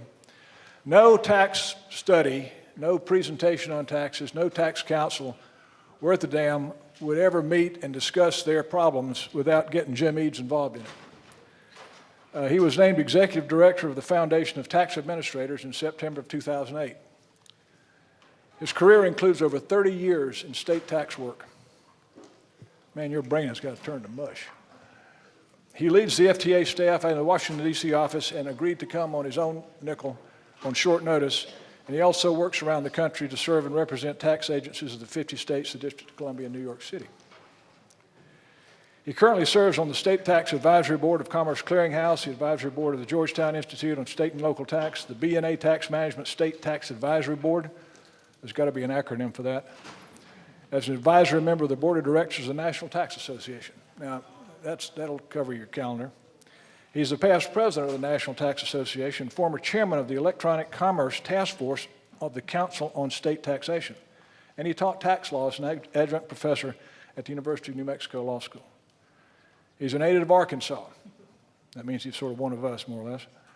He has a BS degree in business administration and a Juris Doctorate, that's a law degree, from the University of Arkansas. He lives with his wife in Austin, Texas. You could move, if we lower this income tax rate, would you move to Georgia? There you go. He lives with his wife in Austin, Texas. They have 3 children in college. So he's got to make some dough. Anyway, Jim, it's just great to see you, and we're so thankful that you could come. You've heard about the streamlined sales tax agreement. It's been adopted here in Georgia, effective January 1, 2011. That is an effort to address what has been referred to as the internet sale, the online sale.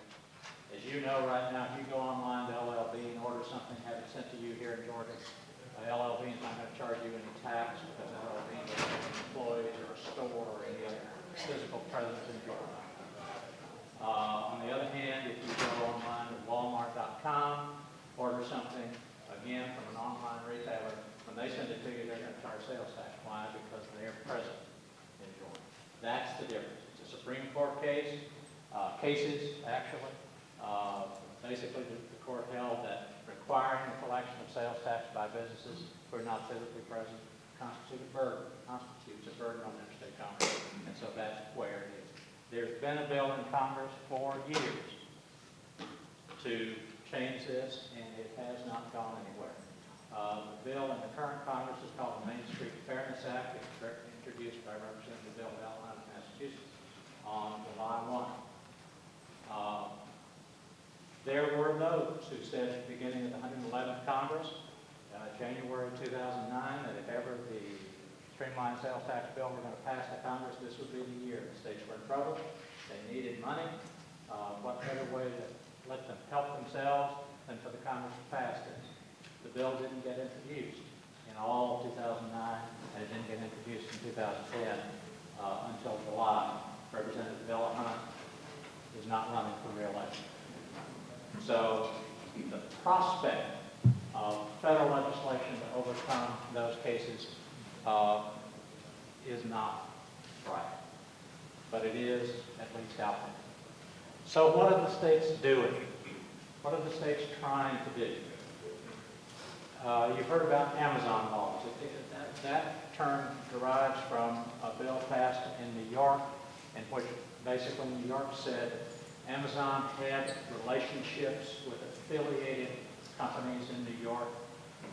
You went to those websites and you could click through to Amazon and buy something. New York said those affiliates of Amazon created the requisite nexus, and therefore tax would have to be collected when those sales were completed. Litigation has resulted. The New York trial court has upheld the law. We're waiting on an appellate decision now in New York, but that's what some states have decided to try to do take a half step forward and try to collect tax on internet sales. North Carolina has done something similar. Now, what North Carolina is also doing is something similar to what Colorado is doing, and that is Colorado has been the most aggressive in this way, and Colorado has said to internet sellers, okay, we're not going to put a burden on you, we're not going to burden interstate commerce, we're going to ask you to do something which is relatively easy. Tell us what you sold in our state and to whom. It's not information that you have to collect. You don't have to know what the rate is. You don't have to collect and remit. You don't have to know, use any forms, do anything other than what you normally do in your business practices. Just tell us what you sold in our state and to whom. The theory being that the state can then contact those purchasers and ask for remittance of the use tax. Alabama has just started a program of sending letters to residents of Alabama. You purchased this, please send us the use tax. Now, that is in accordance with most use tax laws, but it is an effort that is fraught with some political peril. Taxpayers don't like to get letters from the tax collector saying, by the way, that purchase you made 6 months ago, please send in the money. Years ago, Texas was sending letters to people that brought high dollar items in and put them on their customs declaration. Furs, art, things like that. Comptroller of Public Accounts in Texas would write a letter to those people saying, you bought this thing out of the country, you brought it in, there's a use tax in Texas, please send in the tax. A member of the Texas legislature went to the floor demanding to know why the comptroller was persecuting law-abiding Texans in this way, what was this use tax, and introduced a bill to repeal the use tax in Texas. It did not pass, but you get some flavor of the political difficulties of enforcing this. Now, does Colorado and North Carolina and those states really want to send bills to consumers for use tax? No, they don't want to do that. What they want to do is they want those consumers to say, I don't want to hassle with this. Amazon, eBay, just collect the money. I'll pay the money, but I don't want to get a letter about use tax from the tax collector about it.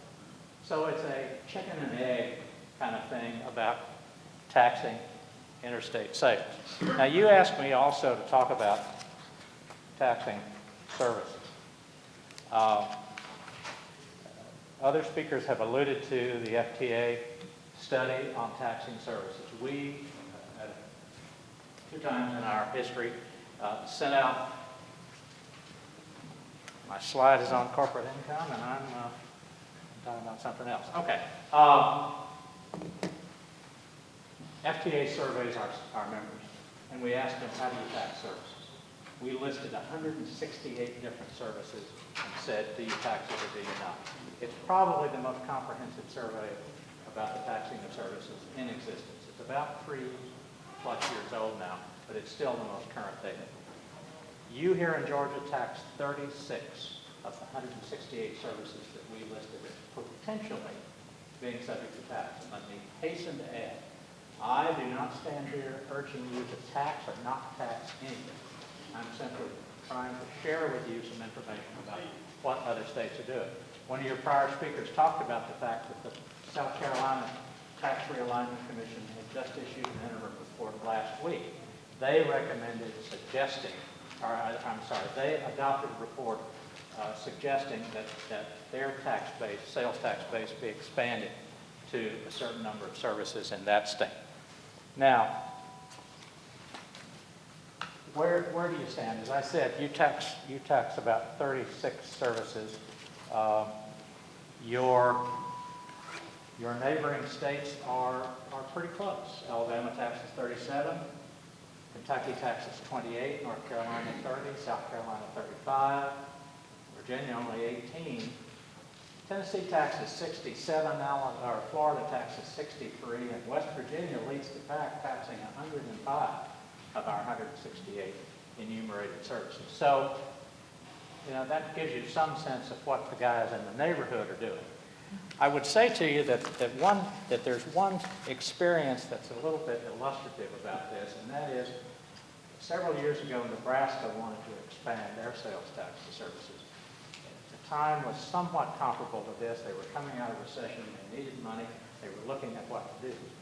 They decided what services to tax by looking at their surrounding states and said, what do we not tax that most or at least some of our surrounding states do?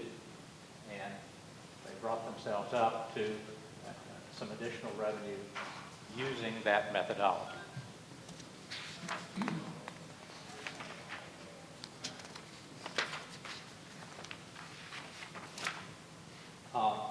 Let me just say, by the way, that I'll wait till the end if you want to wait on questions. But if you have questions that you just can't wait, please tell me.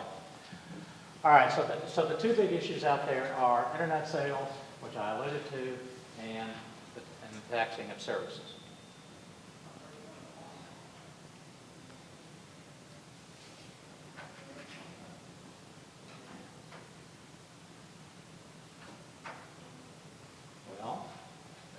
There, okay. All right. Well, let's talk a little bit about taxing business. You've heard the term combined reporting. Combined reporting is a method of taxing corporations which says to those corporations, if you're part of an affiliated group or a unitary group, actually, and I won't go into all the intricacies and details about what that means, but if you're part of a unitary group of corporations, then we're going to tax that larger pot. We're going to apportion your income to this state, that larger pot of income, and eliminate a lot of games that affiliated companies can play by saying, well, all of our income is not this here corporation in Georgia, it's in that corporation over there in Nevada or Delaware or whatever. And so it is a way of getting at a larger pot of apportionable and therefore taxable income. It's a concept that started out actually in the property tax area. California is the biggest proponent of this. Most of the combined reporting states are in the West. And for 20 years, from the 80s through the early 2004, not much happened with combined reporting. Since then, a few states have adopted it. More states have considered adopting it that haven't. There are not a lot of combined reporting states in the South. So if you're looking at competitiveness, that is an issue that you want to consider if you're thinking about adopting combined reporting. Now, this is a test of how many of you are real tax nerds. If I said you didn't pop, how many of you would know what that means? Okay, this is enough to go out here. Okay, you didn't pop. The Uniform Division of Income for Tax Purposes Act. It is a uniform act adopted more than 50 years ago by the National Conference of Commissioners on Uniform State Laws, now called the Uniform Law Commission. 50 years ago, it was the way to apportion income by multi-state corporations. About half the states use it. A couple of years ago, the commissioners on uniform state laws decided that, well, this act is 50-50. An example, those lawyers in the audience will know. This is the same group that adopted the Uniform Commercial Code. That's where this uniform law came from. So, a couple of years ago, National Conference of Commissioners on Uniform State Laws said this law is 50 years old, we need to update this, we're going to start a program to evaluate updating this law. There was opposition to it, and the Uniform Law Commission has now dropped that effort to update that. Say that again. Okay. Okay. This is a law, this is a uniform law. I'm sorry? Uniform Division of Income for Tax Purposes Act. You have it. Do you have it in Georgia? Frank? You don't? Okay, all right. It is, like the Uniform Commercial Code, it is a uniform law proposed for adoption by the various states, and about half of them did. So it's become sort of a standard for many states in how to apportion multi-state income. There was an effort made to update it 2 years ago. Didn't go anywhere. In all fairness, it didn't go anywhere because of fairly strong opposition from business. And so the Uniform Law Commission is not doing it. There's another organization, believe it or not, that deals with state taxes. Their office is down the hall from us in Washington, called the Multi-State Tax Commission. The Multi-State Tax Commission is a quasi-governmental organization. We're just an association of tax collectors. MTC, or Multi-State Tax Commission, is a quasi-governmental organization of about half the states, 20-plus states, who are members of the Multi-State Tax Commission. And they are fairly aggressive, as you say, Jerry, in trying to promote uniformity in the corporate income tax area. And so the MTC is going to undertake a UDIPCA project to try to update it. Now, I said I would talk a little bit about non-traditional taxes, non-traditional ways of taxing business. And there, I'll just mention briefly 4 states: Michigan, Ohio, New Hampshire, and Texas. Each of these 4 states has embarked on, call it an experiment, call it what you will, a different way of taxing business than the traditional corporate income tax. New Hampshire calls theirs the business enterprise tax. Michigan calls theirs the business income tax. Ohio calls theirs the commercial activity tax. And Texas, it's the Texas franchise tax, but it's known as the margins tax. And it's a modified gross receipts tax or VAT, depending on your perspective, but it seeks to tax business in this sort of non-traditional way by having you calculate what the taxable income is in a different way. In Texas, the reason they did this is because they were under the gun to fund education in ways other than through the property tax. And the Texas Supreme Court ultimately said the way you collect property tax and fund income and fund education in this state is unconstitutional. You've got to find a different way. So Texas went to this margins tax. What they did was expand the universe of taxpayers. Traditionally, it had been very, very traditional corporations that were subject to the Texas franchise tax, and now that universe of taxpayers is much larger. Now, how successful was it? The predictions when the Texas margins tax was adopted was that it would produce $6 billion the first year. In fact, it produced $4.45 billion. And it produced it largely as a result of changes in the way the tax base was calculated, not so much as a result of expanding the universe of taxpayers. There was actually an article this week about the Texas tax and how successful it has been. And Billy Hamilton, who's a former deputy controller in Texas, wrote the article. He began by saying that the margins tax was like an adored younger brother who is full of bright promise, but never quite hands. And so he went on a sort of a post-mortem, looking back. What did we do? What did we do wrong? He said, one thing should be clear. Wholesale business tax reform produces unpredictable results, and the further reform moves away from the traditional base, the more uncharted the territory becomes.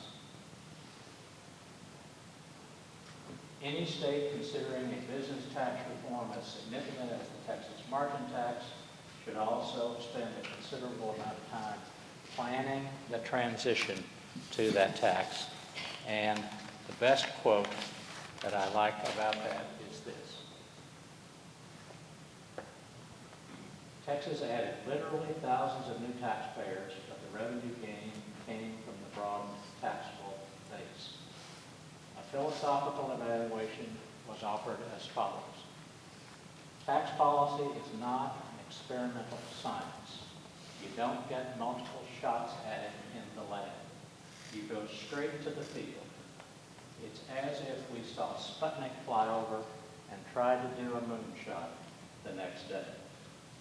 All other plans for business tax reform proposed in Texas in past years, the value-added tax, the basket tax, the income tax, the payroll tax, have been launched and crashed. We finally found an idea that flew. It just didn't get to the moon like we thought. So I tell you that because, number one, it's very current with regard to the Texas tax, and number two, because I think it will be helpful to you as you consider broad-based and perhaps very comprehensive reform in Georgia to recognize that when you do these things, you're going to have to plan for the transition. If you're going to do wholesale reform, you're going to have to embark on an education for taxpayers, you're going to have to embark on an education for tax practitioners, and you're going to have a very broad-based understanding of what the reform is going to be like in order for it to be successful. Now, there are those who would like to help you. Congress would like to help you. There's 15 to 20 bills in Congress right now that impact state taxes. The one you've probably heard about is the Main Street Fairness Act. The Main Street Fairness Act would change the law allowing states to require out-of-state sellers to collect tax. There's the State Tax Administration Assistance Act. That's actually a federal bill that my organization has supported because right now, if Georgia, if somebody who lives in Alabama and owes Georgia tax and it's been reduced to a final liability, if that person lived in Georgia and had a federal refund coming, Georgia could reach in and capture that refund and collect its liability. But if that person lives in Alabama, you can't do that. Federal law doesn't do that. John Lewis from Georgia has introduced this bill. Very useful bill. There's really no opposition to it, but it has not moved. Business activity tax. If you look at these, it's all about fairness. It's all about simplification. We're going for fair, going for simplification, fair. It's not about the money, is it? Of course it's not. It's not about the money. Well, it is about the money. And I have to tell you, the Online Travel Company's Local Tax Evisceration Act, I made that up. That's not really the name of that bill. You've got some litigation going on here in Georgia with the online travel companies, and I don't want to pick on them, but Expedia and Priceline and Orbitz and those people, if you rent a hotel room through them, and they charge you $150 for the hotel room, well, it probably won't surprise you to know that they don't pay $150 for the hotel. They've got a deal with the hotel. And so let's say they pay the hotel $100, but you pay them $150 for the room. Well, those companies want Congress to tell the states that the tax base for that transaction is $100, not $150. Now, you, the consumer, paid $150, and under most sales tax regimes, the tax is based on whatever the customer paid. But these companies are suggesting that no, that $50 is not our margin, it's a service fee. We're charging for the service of allowing you to book through us, and so the tax base really only ought to be that lower amount. Now, they hadn't gone very far, fortunately. We are on Capitol Hill frequently saying, don't do this, but that's one of the proposals that's out there. This is interesting, and I don't want to pick on my friends in the wireless telecommunications industry, but the Sales Tax Fairness Act is a bill in Congress that would tell the states, you can't change the way you tax wireless communications anytime in the next 5 years, unless it's part of the general rate increase or something like that. Otherwise, you're held hostage for 5 years on taxing telecommunications. Not surprisingly, my members like me to go to Capitol Hill and oppose it because they don't think they'd like to be held hostage for 5 years. But these are the kinds of bills that get introduced in the Congress. I'll say a word about the mobile workforce. Joe, you may want to mention that later, but the mobile workforce bill, there was a case several years ago in New York that said if you don't live in New York, but you're in New York for a certain number of days, your employer's got to withhold or remit tax to New York, and you've got to file if you earned income there. The states are not uniform on how they do this, and so there are different rules. The rule in Georgia may be different than the rule in New York. The rule in Kansas may be different, and so forth. So business went to Congress and said, you need to set the rules here. We cooperated with the Council on State Taxation and Business on this issue, and this may be one of those things that Congress should get involved in. We generally oppose Congress telling the states what to do. But whether it be rental cars, apportionment, video tax, this is about the disparity of tax between cable TV and direct broadcast satellite operators. Let me just say one quick word about the Military Spouses Relief Act. The worst piece of legislation I've ever seen. Try to be nice about it, but it is. Why? Not because of what its purpose was. Its purpose was to say that if you're the spouse of an active duty military person and you're in a state to be with that active duty military person and you earn income there and that's not where your domicile is, that you don't have to pay state income tax on that. No, we're helping the troops and we're helping the spouses. There's nothing bad about that, except that it passed in November of 2009, effective January 1, 2009.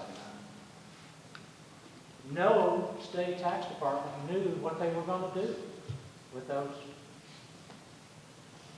pre-existing liabilities. And the military doesn't keep track of the residence of spouses. So there, from a tax administration viewpoint, it was a horrible piece of legislation. Now, it passed the Senate on a unanimous consent motion with 44 co-sponsors. When it went to the House, it had 144 co-sponsors. We raised our hand and said, there's a problem here with state tax administration. I went to the National Governors Association and said, will you go with me up to the Hill to try to slow this down because of this administrative problem? And they said, go oppose a bill that helps the troops? You're on your own, buddy. We went to the staff of the committees that we deal with, said there's a problem. They said, we agree, let's talk to Veterans Affairs, see if we can get this fixed. They went to Veterans Affairs and that staff said, this is a veterans bill, it's not a tax bill, get out of here. It's the law, signed on Veterans Day. So my point is, Congress may want to help you, sometimes they don't.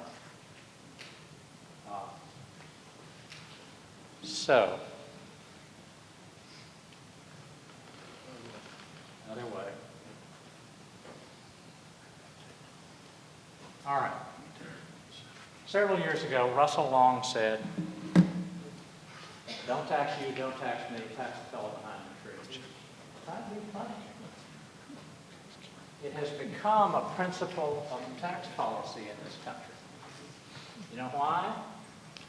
Because of a simultaneous belief that the school doors can be open and the prison doors can be locked and the roads can be smooth and 911 will answer and somebody else will pay for it. I don't want to pay for it. I want you to pay for it.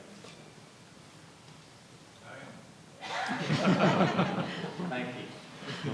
The point is, you understand that that won't work. Those two things do not go together. We can't have a system of government services that nobody pays for. I don't think. Well, worst thing would be if you put me out of a job, but we don't want, the point is, that's the problem that you face. And as you have gone around the state and heard, perhaps from taxpayers, you may have heard this. You may have heard people say, my property tax is too high. Or get rid of those other exemptions, but don't get rid of mine. And you need to help me. Heck with all those other people. You need to help me. That's the problem you've got as policymakers. To try to sort that out and figure out how to tax business and individuals and services and to make sense of it. You told me to finish early. I'm trying to do that. I'm fine if you're ready for questions. I got a question. I told you it's going to be good. Yep. Jim, on the states that have passed Amazon laws, have there been any consequences, unintended consequences of that? In North Carolina, Amazon ceased to do business with all of their affiliates. That creates, obviously, a political problem. They didn't in New York, interestingly enough. New York was the first. Do you know why? New York is a slightly larger market. And they didn't terminate the relationships with the affiliates in New York. They did in North Carolina, they did in Rhode Island, they have in every other state that I'm aware of that's passed the Amazon laws, except New York. And lawsuits have been filed. When North Carolina started trying to enforce their law, they sent audit inquiries to Amazon, and they were a little zealous in what they asked for. And it came across as asking for, we want to know the titles of the books that people are buying. Well, that raised a lot of privacy issues about what kind of books people buy. And so the lawsuit in North Carolina, actually, one of the plaintiffs is the ACLU on the privacy issue. North Carolina backed off of that immediately, said, obviously, we don't need to know if you're buying, whatever. You don't need to know. We just need to know purchasers. Did other internet vendors cancel their affiliate relationships? Or was just Amazon playing hardball? The most active in this area have been Amazon and eBay, as far as I know. Somewhat overstocked. But again, the New York law is a targeted law, basically creating nexus as a result of the affiliate relationship.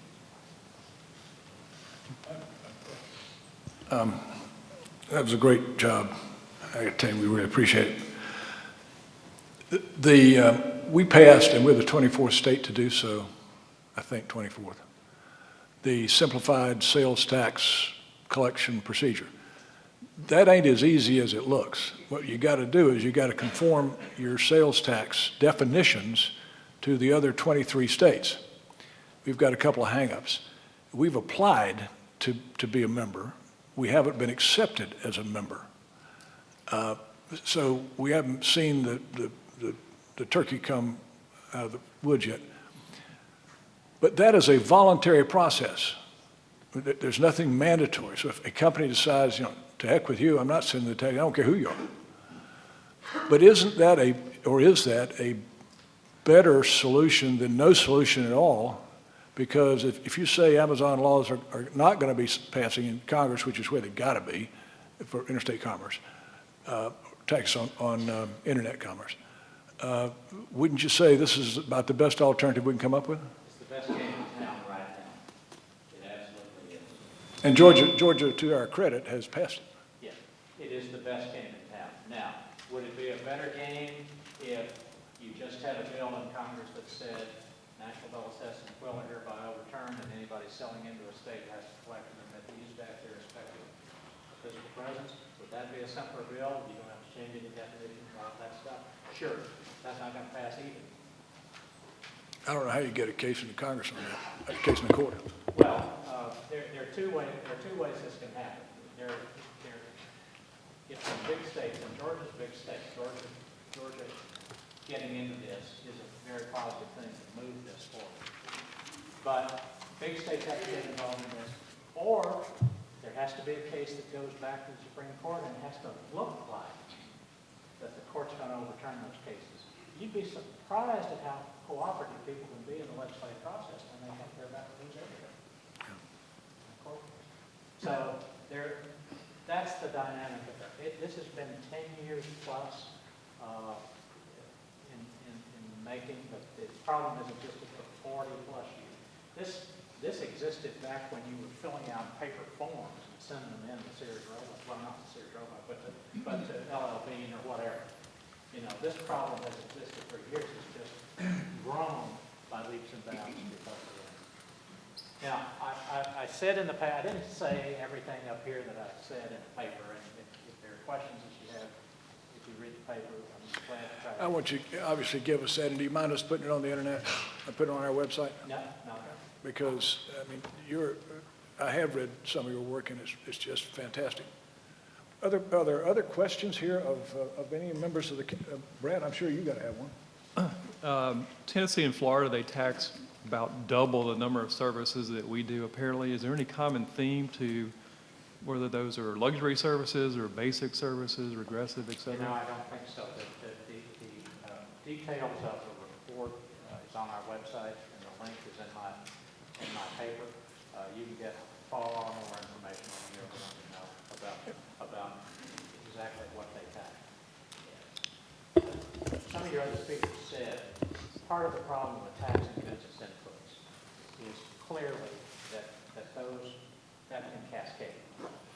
And taxing professional services is particularly troublesome because if you look at who buys legal services and accounting services and landscaping services, well, not landscaping, but legal, accounting, engineering, architectural, many of those services tend to get bought by business.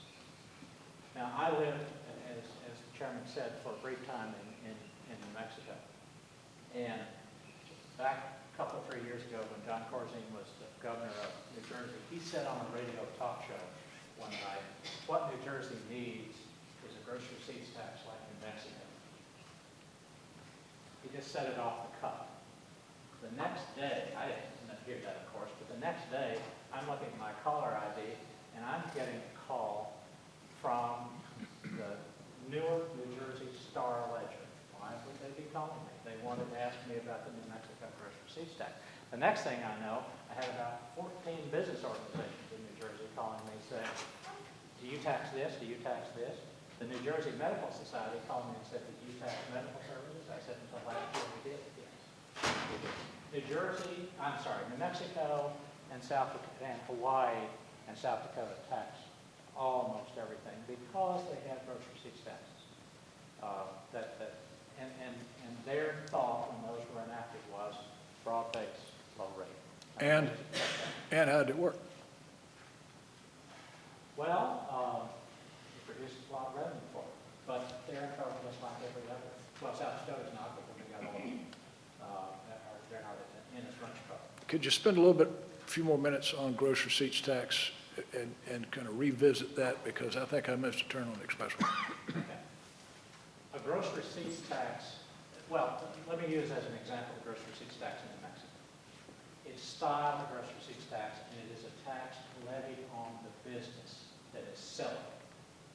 It's not a consumer tax. It's not a tax on you who are buying this. It is a tax on the business for engaging in the business of selling. Now, it operates like a sales tax because when you go to that business, they add it on. Just like you see a sales tax added on a bill that you get in Georgia, they add it on. But they're not required to do that, and it's not a tax on the consumer. The consumer's not obligated to pay that tax except for the relationship they have with the seller. The seller is the one who's obligated. And the gross receipts are defined as? The gross receipts derived from the operation of the business, and there are specific things that are backed out of the gross receipts tax. You mean gross receipts means sales? Yes. Total sales, not net income? No, no. And I imagine in That's the loony. Georgia sales tax, you probably have a definition of sales price or Do gross what? receipts or something like that. Yeah. Now, when I lived in New Mexico, one of the exemptions from the gross receipts tax is sales by charitable organizations. Charitable organizations can sell and they're not required to pay the gross receipts tax. And when they're looking for money, inevitably in every legislative session, there would be a bill introduced to take that exemption away. And I saw this happen 4 years running. Every time that bill came up, and the chairman looked out in the audience, the Girl Scouts were there.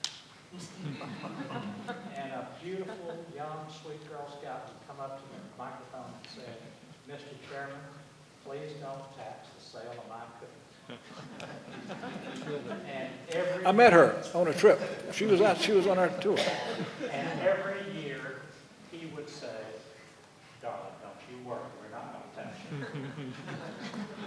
Sexist. Just some things that you don't go tax. The experience in Tennessee and to some extent Florida, but let's say Tennessee and South Carolina, we're not trying to directly beat up on Florida for a lot of good reasons, but Tennessee and South Carolina matter a lot to us. Anecdotally, I hear that business will up and leave because Tennessee doesn't have an income tax, a personal income tax. I don't know whether they have a corporate income tax or not. No? They do. Okay. But they've got sales taxes at the state level at about 6 or 7%, statewide. Broad-based, 70 services, and then they have local option on top of that, and as a practical matter, they get to some states where they're taxing sales taxes in the teens. Is that right? Yes. Doesn't that sort of reach a law of diminishing returns when you're giving up income tax and going and paying 13% sales tax? I live in Texas. I can tell you that there will be people who will fight you in the Alamo again if you introduce an income tax in Texas. They're just not going to have it. They'll pay a 12% sales tax, but they won't pay an individual income. When I moved from New Mexico to Texas, my property taxes went through the roof. I could have stayed in New Mexico, paid my property taxes, and paid my individual income tax, and been money ahead. Ditto me to Florida. Yeah. Right here. So Take you to the cleaners. So there are, you heard, and you talk to any business relocation expert, they will tell you that taxes are not the first question that businesses look at. But ultimately, it can become a pivot point. You know where corporate headquarters are? Where the CEO wants them to be.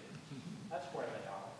And if the CEO lives in Connecticut and wants to go into New York City, that's where it's going to be. With the exception of Aflac. I mean, why would anybody want to go to Nebraska? But the point is, there are trade-offs, and businesses want good schools. I mean, if I'm not paying a corporate income tax and my kids are not getting a good education, am I going to go to this place? Probably not. Or if there's no way for me to get my goods to market, am I going to go to this place? You know, all of those things go in there, and then ultimately that tax provision and or that incentive may become the pivot point. So 25-plus years ago, Jim Edgar was the governor of Illinois. Was there? And he said to his fellow governors, let's get rid of all these incentives. It's a race to the bottom. It's costing us all this money. Let's get rid of them. Dumbest idea going. And you know what his fellow governor said to him? You go first, Jim. So, let me Are there questions, Jim? Go ahead. Let me just say quickly, I appreciate the opportunity to be here today. I'll tell you one quick story. This is an honest to God true story. When I lived in Atlanta, I had to go on a Sunday afternoon to a meeting, the business meeting of the National Tax Association, annual conference here in Atlanta. I had to take my then 10-year-old son with me because my wife had something to do with our other two kids. So I took him with me. He sat through 2 hours of the business meeting of the National Tax Association. He was a good kid. I took him to dinner and all that stuff. Months later, he had a writing assignment in school, and he wrote about going to that meeting. And I thought, my goodness, I'm raising a tax guy here. I said, Matt, can I read your paper? He said, sure, Dad, sure. So I read it. He went, because there were various topics assigned, he had chosen to write about going to that meeting because it was, in his estimation, the single most boring event of his life. You know what? I feel his pain.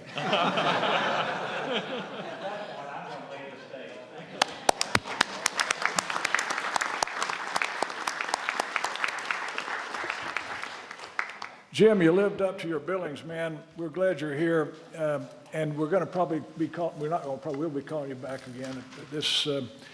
The issue of how we stack up relative to other surrounding states looms large, particularly in our border cities.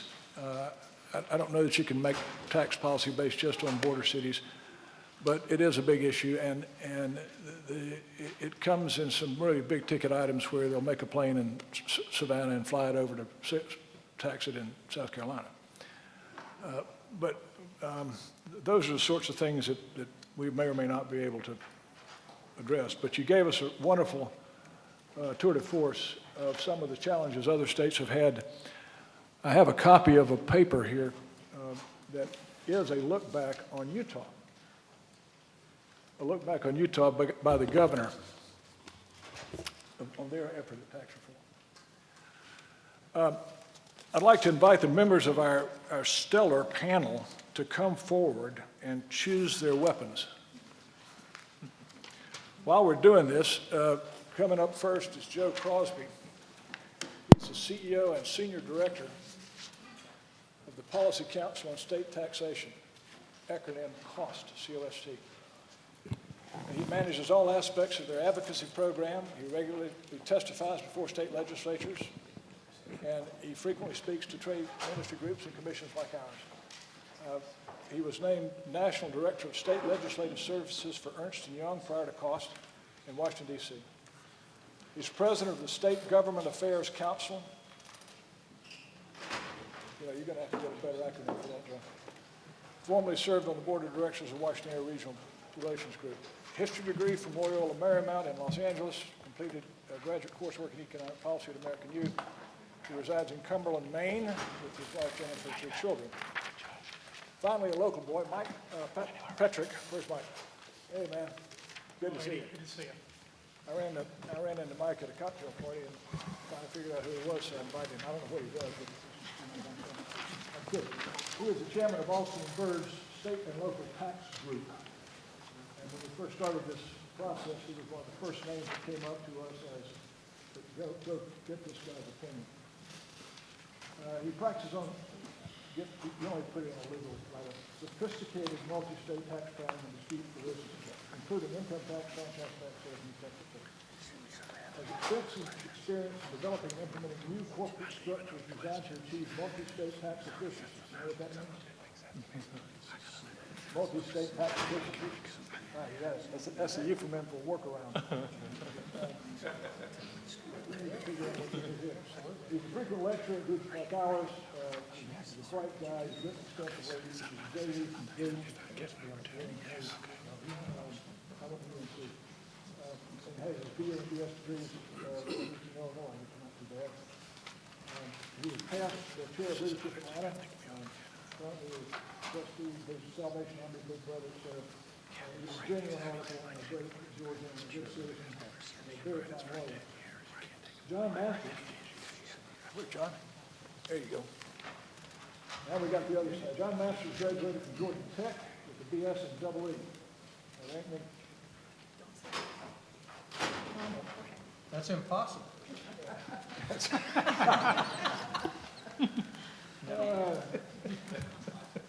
was going to make some snooty comment about Georgia Tech versus Georgia, but this thing came out. For 10 years, he worked as a computer, aerospace, electronics industry. In the meantime, he earned his master's in business administration from the University of Chicago, and I can tell you that's no mean feat. Began his accounting career in 1974, became a CPA, earned his Juris Doctor from Woodrow Wilson, became a member of Georgia Bar in 1979. He's at Oglethorpe, Clayton College, Becker CPA review course. He's been an active member of a whole host of civic organizations. And I always appreciate people who give back to the community. He's certainly one of them. Georgia Certified Public Accounts Association on the tax committee, now the tax section, and has been widely quoted in the news and on radio and TV. John lives in Atlanta. Where's Lenox Point? Intersection of Buford Highway and Lenox Road, right at Interstate 85. All right. Is that Brookwood Light? Brookhaven Light? Just kidding. Maybe. Our final panel member is Nick Messina, who is, believe it or not, the Vice President of Economic Development and Partnership, Gwinnett, for the Gwinnett Chamber of Commerce. Now, why in the world would we want somebody from the county talking about state taxes? Well, get this. The Gwinnett Chamber is an independent, nonprofit, member-funded business advocacy organization representing over 2,000 member companies employing 750,000 workers across the metro Atlanta and Gwinnett area. Today, 1 in 5 metropolitan Atlanta citizens and 1 in 10 Georgians live in Gwinnett County. That's just too damn fast. The Gwinnett Chamber, this guy is my colleague, Donna Moore, who we're going to give a round of applause for this endeavor because she's going to put this wonderful agenda together. Says this guy, Nick, is a rock star in economic development and the results look like he's telling the truth. You don't look much like a rock star, but I'll take it at a word. In any case, what we did with these fellows was to do the following. And this is going to be a we gave these fellows 8 questions, and we asked them for a panel discussion to respond to them, and this is completely spontaneous and yes, unless they've got privilege, but I don't know what they are. And I'll start with you, Nick. How should Georgia use its tax code to attract businesses and jobs? Well, give us your secret. That's right. I need to live up to Rockstar. I had 2 thoughts on that, on the questions I received about 2 hours ago. One of which is, right. One of 2 thoughts. One is just leave it alone. There's a lot of economic development professionals like myself that don't want to monkey with it. We recruit a lot of companies. We're very competitive. And just in general, I'd like to see us leave it alone. If we're not going to do that, let's keep, and whatever the powers that be, whatever decisions they make, just keep the tax burden low, keep us competitive.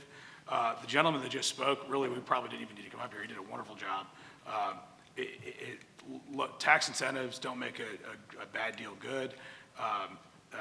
They make a good deal better. And it's not, site consultants always tell us, it's not incentives that make the deal. But we need to balance our tax burdens, this isn't obvious, with the services that are required. Again, it was all said already today. Roads, trauma care, education. It's interesting to me that I went on the link trip up to Minneapolis, the ARC link trip. We go to a major metropolitan area and look at best practices. They have 20 Fortune 500 headquarters, and Minnesota is one of the most expensive tax states in the nation.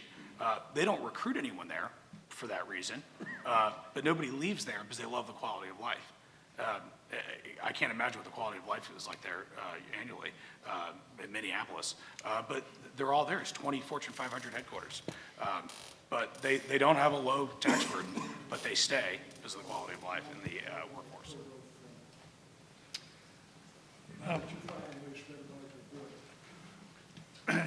That's fair. That is my job. And I guess maybe that makes me well-suited to talk about how we might do that. I view that question really to be very similar to the first question. I mean, really, these two questions go hand in glove. What we're talking about is creating a tax system that makes Georgia an attractive place for business to come to and to stay and to grow. And I would echo Nick's comment earlier. First, do no harm. First, do no harm. There is something to be said for making changes incrementally rather than revolutionary changes. Businesses react poorly to dramatic changes. They like predictability. They can plan around predictability. And one thing I would add, whatever changes are made, they ought to be thoughtful in terms of whether they ought to be phased in, or, for example, if some credits are repealed, and I would favor, in some cases, repealing some credits or at least trimming some back in some cases, we shouldn't do it in a way that deprives businesses of their expected benefit when they made decisions to come here. But I would say, to be specific, I agree with the theme we've heard all day. Broaden the sales tax to include, take a look at the exemptions. I would say on the exemptions we have for tangible personal property, the big ticket money exemptions for the most part are good ones. That's the problem. They're business inputs. And if anything, you know, if the fisc could stand it, we would want to expand those business input exemptions, not trim them back. A lot of the others probably can't be as easily justified, but they're probably also not big money makers either. So when you see people talk about the millions and tens of millions and hundreds of millions of dollars we're giving away by exemptions, for the most part, I think they're talking about business inputs that we really shouldn't be taxing anyway. I'd keep the corporate income tax. Kelly, you weren't talking about business inputs, right? That we should not tax business inputs, yes. But on your pie chart, No, that was not. that was not. Okay, good. In terms of corporate income tax, I don't think that the corporate income tax really pushes business away from either coming to Georgia or forces businesses to move. I think it's competitive. For the most part, you know, because we have single factor, if you want to sell your products and services in Georgia, you're going to, you know, it's not so onerous that any business in the country is going to say, oh, I don't want to come to Georgia and sell my products because the taxes are too high. We're not that kind of high state. Individual income tax, I don't favor the repeal of the individual income tax. I think we need it. I certainly would like, I thought Kelly's discussion about creating an individual income tax that was without exemptions, combined with a refundable tax credit was quite creative, and I think it is worth considering, actually. Rate reductions are good. I would not favor treating capital gains or dividend income more favorably. I know that's probably contrary to what a lot of folks believe, but I do think it's warranted at the federal level where the rate disparities are very high and the rates are high. I think it matters. I think at the state level, the truth is I don't think it's going to affect behavior. Their behavior is going to be more driven by the federal concerns and the state concerns. Could you talk a minute about the exemption for, I guess it's passive income for seniors? I've been toying with that idea, and to be quite honest, I'm not sure.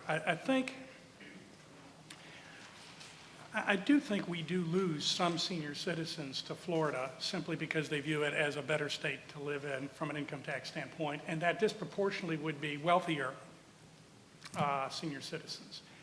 and that there probably is some cost to the state in that type of migration. Whether that cost to the state is sufficiently large to justify giving a broad-based exemption for such income isn't clear to me. I don't know, Kelly, if you've done studies on that, but I view that as a close call. I don't know, Joe, what do you think? That's an issue outside, as an organization that represents businesses, large businesses, that's an issue outside of what we do. But I would, that's okay. I'd echo what Mike said and what Nick said earlier. In fact, I wrote down as my first suggestion, first, do no harm. Mike and I did not talk in advance, but I think that's an important thing. And Nick talked about it. I'm not sure that the question is, what can you do to attract business, is what is that Georgia's doing now that discourages mobile capital from investing in Georgia? Because we talk about wanting to be pro-growth and we talk about wanting to create jobs, but what we really mean is we want to create quality jobs. And quality jobs require the employment of capital because that increases productivity, and it's ultimately productivity that leads to income growth. And many of the other issues about regressivity in the tax system and other things become much less important if you're a high-income state. If you're a high-income state, everybody benefits. And so the question is, what are the sorts of things that Georgia is doing now that discourage mobile capital? They're not necessarily easy answers. There are some things you take a look at where Georgia is outside of the mainstream, and a lot of these things were addressed earlier. For example, imposing personal property tax on business property. I mean, it doesn't really make sense. What you're essentially telling businesses, when you purchase a tool, we're going to tax you. Rather, you should tax the income from that tool or the consumption that occurs as a result of the income that arises from that tool, rather than taxing the tool itself. That doesn't make any sense. And that's something that a lot of states, diverse states, Kansas, Connecticut, Maine, and others over the past several years have looked to eliminate. Many of the problems associated with those taxes, though, aren't whether there's disagreement over whether the tax is good, but how do we make up for the local government revenue? There's a lot of local state government issues that occur that need to be addressed. And there are interesting ways of doing that, whether it's a phase-in. Mike talked about making sure that the changes that are made are sort of forecast well and that they're gradual, or whether the local tax continues to exist and the state government makes up for the revenue that's lost in another way. One suggestion that I would make, and it's something that I encourage the Tax Council to think about, regardless of what you decide on tax structure, is something that deals with tax administration. Cost every few years does an analysis of the state tax statutes that govern tax administration. The survey is not an evaluation of Commissioner Graham and his fine staff and what they do. Rather, it's the laws under which they work. And Georgia has one glaring problem that a number of other states have moved in recent years, including in the Southeast. North Carolina made some changes in 2007. Mississippi made some changes this year. And that is the lack of an independent appellate forum for taxpayers to take their disputes. Now, there's lots of different ways to structure this. The Bar Association and the CPA Society in Georgia have done a lot of work on this. The American Bar Association has a model Tax Tribunal Act, which Cost has endorsed. You can set up a court, you can set up an administrative agency, you can do what North Carolina did and append it onto an existing court. Lots of different ways. There are three key criteria. First of all, the appellate function has to be independent of the tax department.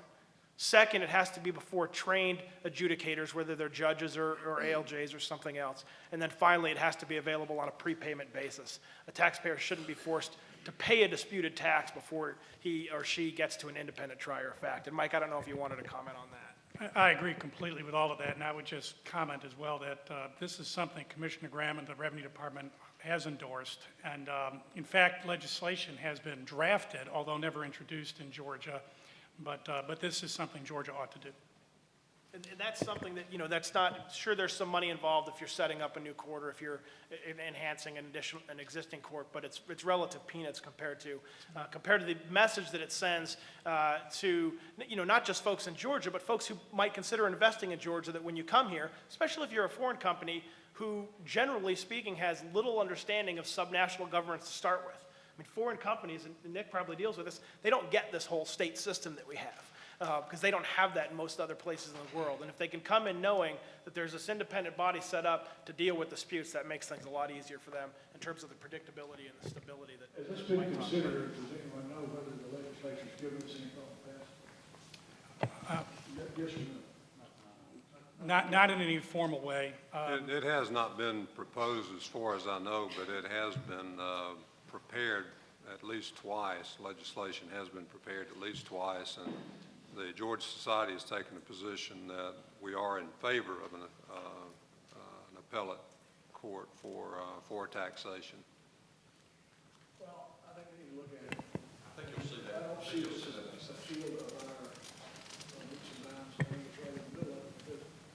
True or false, Joe, the perception of fairness in tax administration, not the rate necessarily, does matter in corporate decision. It absolutely does matter, and it matters. There was discussion about in terms of where corporations locate their headquarters. Well, you're not just interested in headquarter companies, you're interested in a lot of other things as well. And there are plenty of CEOs that say, I'm not going to invest in that state because, you know, we basically got sold a pig in a poke. We went there, they told us this, and then 3 years down the road on audit, things changed, and then we don't have an independent place to hear it, and they're imposing these penalties on us, and we're not making future investments in that state. And I did send Donna some written materials that will be on the website that goes into this in considerable detail. I'd like to address this question to all of you. What do you think, what in your opinion, the businesses want the tax code to do? How do they approach it? Obviously, one way to approach it is Mike, is to get rid of it. I'm teasing you. I know. I used to own a farm lawyer and so, but what do businesses expect the tax operation to look like? What they really don't want is in my experience, is something that is disproportionately an administrative hassle. They want something that allows them to have a relatively lean tax staff so that it's not too difficult to prepare returns and pay their taxes. In addition, they obviously don't want a disproportionately high burden. They do expect to pay taxes. It's when the taxes are disproportionate or way out of whack with their other options where you get in trouble. But for the most part, I don't think Georgia violates that. I agree with Nick. I honestly don't think most businesses view Georgia as being a particularly difficult or onerous state to do business in from a tax standpoint. You know, I do think from a non-business tax standpoint, well, I do think that areas where we could most readily improve are in the sales tax area, where I do think broader exemptions for business inputs would be welcome, and they're right, and they're important to the extent we can afford them, and that's its own issue. And I think expanding the base to include services is a good idea, particularly consumer or personal services. I would point out from a legal standpoint, one distinction that a lot of people don't recognize between imposing a sales tax on tangible personal property versus imposing a sales tax on services is, in virtually every state, we impose a sales tax on tangible personal property. And then we list exemptions. In other words, it's on all sales of tangible personal property unless you find an exemption. Okay? There is no state that does that with services. You have some states have broad-based taxes on services, and they will have long lists of services that they tax, but no state starts with the premise that all services are taxed unless exempt. Instead, they start with the premise that all services are excluded from tax unless listed, which is a different way to go. The one exception was Florida back in the early 80s, and many of you may not, probably have never heard of this, but in the early mid-1980s, the state of Florida tried to expand their sales tax to all services except exempt ones that were listed, just like tangible personal property. It failed horribly for a whole host of reasons that you know, we'd take too long to discuss. I would predict it would fail horribly again if we tried that. But taxing listed kind of targeted consumer services, things that are practical. For example,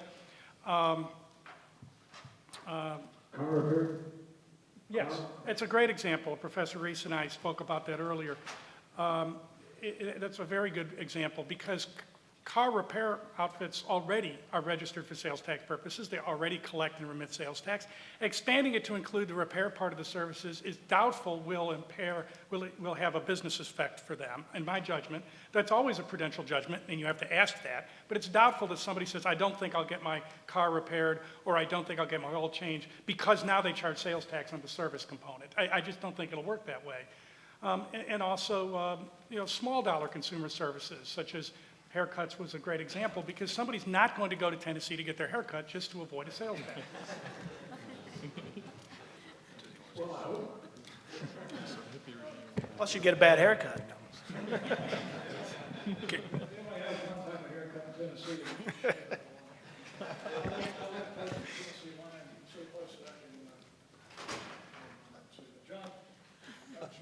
Nick, Rockstar. The one, I just have three simple words. I mean, in regards to the prospects I talk to, fair, simple, and reliable, or consistent. And just keep it simple. I mean, and that's, you got to easily explain it to a prospect. They're trying to compare you to their other top locations. It's got to be easily described and compared. Which is, by the way, a reason not to do what Ohio did. Right. Okay, or what Texas has done. And I think in both of those examples, in Ohio and Texas, they arose out of fairly unique circumstances. Texas has a problem in that Jim elucidated it. They're never going to have a personal income tax, at least not in our lifetime. So how do you go after all of those unincorporated businesses? You're not ever generating any revenue. And if you're manufacturing, and Texas still has, because of oil and gas and other things, still has heavy manufacturing and extractive industries, those folks were bearing almost all of the burden. The only way that they were ever going to spread that around was to go to a tax that also impacted unincorporated businesses. Georgia doesn't have that problem. Georgia already has a personal income tax, so you don't have the same factors there. In Ohio, it's too long to go into the story. And it's one of those things where it helps certain companies, but it hinders a lot more, and you have substantial pyramiding because it is a pure gross receipts tax. And as one of the earlier speakers said, they already are creating, it's supposed to be a simple tax, already creating loopholes, if you will. Because what if you happen to sell pharmaceutical goods? Or more importantly, what if you wholesale pharmaceutical goods? You have $100 billion worth of product moving through a trade port outside of the Cincinnati airport, all subject to gross receipts tax. Your margin is virtually nil. So you create an exemption for that. Then you find out somebody else does the same thing in the state, but they're not in the trade port. You create an exemption for that. So on and so forth, and you end up with what Washington has or Delaware has, which are no longer simple taxes. I'll start this with you, Mike, but I'd like all of you to comment on it. We're trying to be pro-business, pro-consumer, pro-business, pro-growth. The idea behind this is Georgians are out of work. Georgians are out of work in large numbers. Yes, a large portion of that is the construction trades. Huge, and it probably tends to mask some other fundamentals there around. Is there a difference, in your opinion, between pro-growth, general, and smart growth? Well, sure there is. And that's a great question. I mean, not all growth is good. We could, for instance, just say all new businesses, you have a tax moratorium for 20 years. I think we would attract some businesses, but it wouldn't be very smart. We would quickly have to shift those burdens to others, and we would end up with a mess, including a fiscal mess. And I do think what we want to do is attract the kinds of jobs that fit the skill set in Georgia, and that's a broad set. And that means, because we have a need for jobs for unskilled labor as well as highly skilled labor. So I do think that we ought not to view growth as a holy grail. I think actually Nick really sees this as I do, and that is, if you present an environment where the decision makers in these businesses say, I think I'd like to live there, okay, and I think my workers would like to live there, and they believe that we have the kind of workforce that could make, a skilled workforce that isn't too expensive, okay, and that's an advantage for Georgia historically compared to some competitors. They're going to want to come here, and we're not going to need to have to provide disproportionate tax incentives to get them.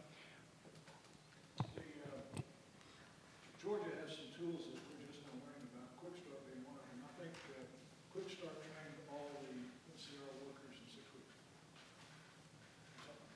Could you talk about that? Yeah, absolutely. And just for understanding, that's in Columbus, Georgia, is where that took place. And so they found a building that worked for them in Columbus. They worked very closely with the state of Georgia and the folks down at the Development Authority in the city and the county. And they literally had them up and running in 6 weeks. The first test ATM came off the line in 6 weeks. That is not rhetoric. That is, I've heard it from the very beginning. In Quick Start, and if you haven't heard of it, you need to look into it, especially if you're on the committee. But let me say this: in 2007 or 2006, #1 state training program in the nation. The next year they went to number 2. The next year they went back up to number 1, and I don't know what they were in the last year. It's incredible. People don't believe it. The prospects don't believe it. Bill Nudie, the CEO of NCR, was skeptical at best. He's now our biggest cheerleader. He literally is sending prospective CEOs to talk to Heidi Green, maybe on a monthly basis, because we have done a tremendous job in Georgia, and this is in Fayette County, this is in Gwinnett County, of selling after the sale, and Quick Start's part of that. And the beauty of this kind of program is that it's consistent with the historic role of government. I mean, one of the historic roles of government is to provide, is to train a workforce. I mean, we send kids to school, we hope for at least 12 years, okay, and in many cases longer. And what you want, and the ultimate practical goal is to have the kind of trained, educated citizenry that can be productive. To the extent that we have gaps, okay, and we can aggressively fill those gaps to meet the needs of employers, that has to be advantageous for the state. Well, I was just going to say, I think that my personal view is we should be working on employing people who are already here as opposed to going out and trying to bring in new industry and new people. And that program, as well as others that may be there, are important. And one of the, it's expensive to hire an employee, for small employers particularly. And a lot of the expense in that is connected with the federal government, not with the state government, but to the extent that we can ease the burden any on employers for the, when they hire new employees, that's something that we really ought to try to do. Please, one thing, and I think it was Kelly that talked about innovation. I think we could do what was just said by training our current employees through our incredible technical schools on innovation, life science, bioscience, the gaming industry, solar, green energy. That's where we do that.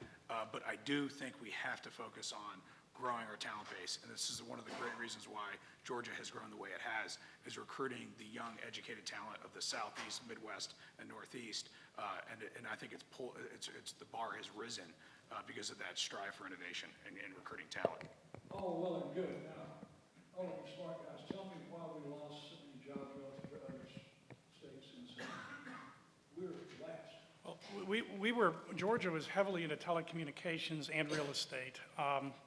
I think it was the accident of the industries that we happen to be the strongest in were the ones that I think were hurt the worst by this last contraction. I don't think it can fairly be laid at the doorstep of either tax policy or government policy generally.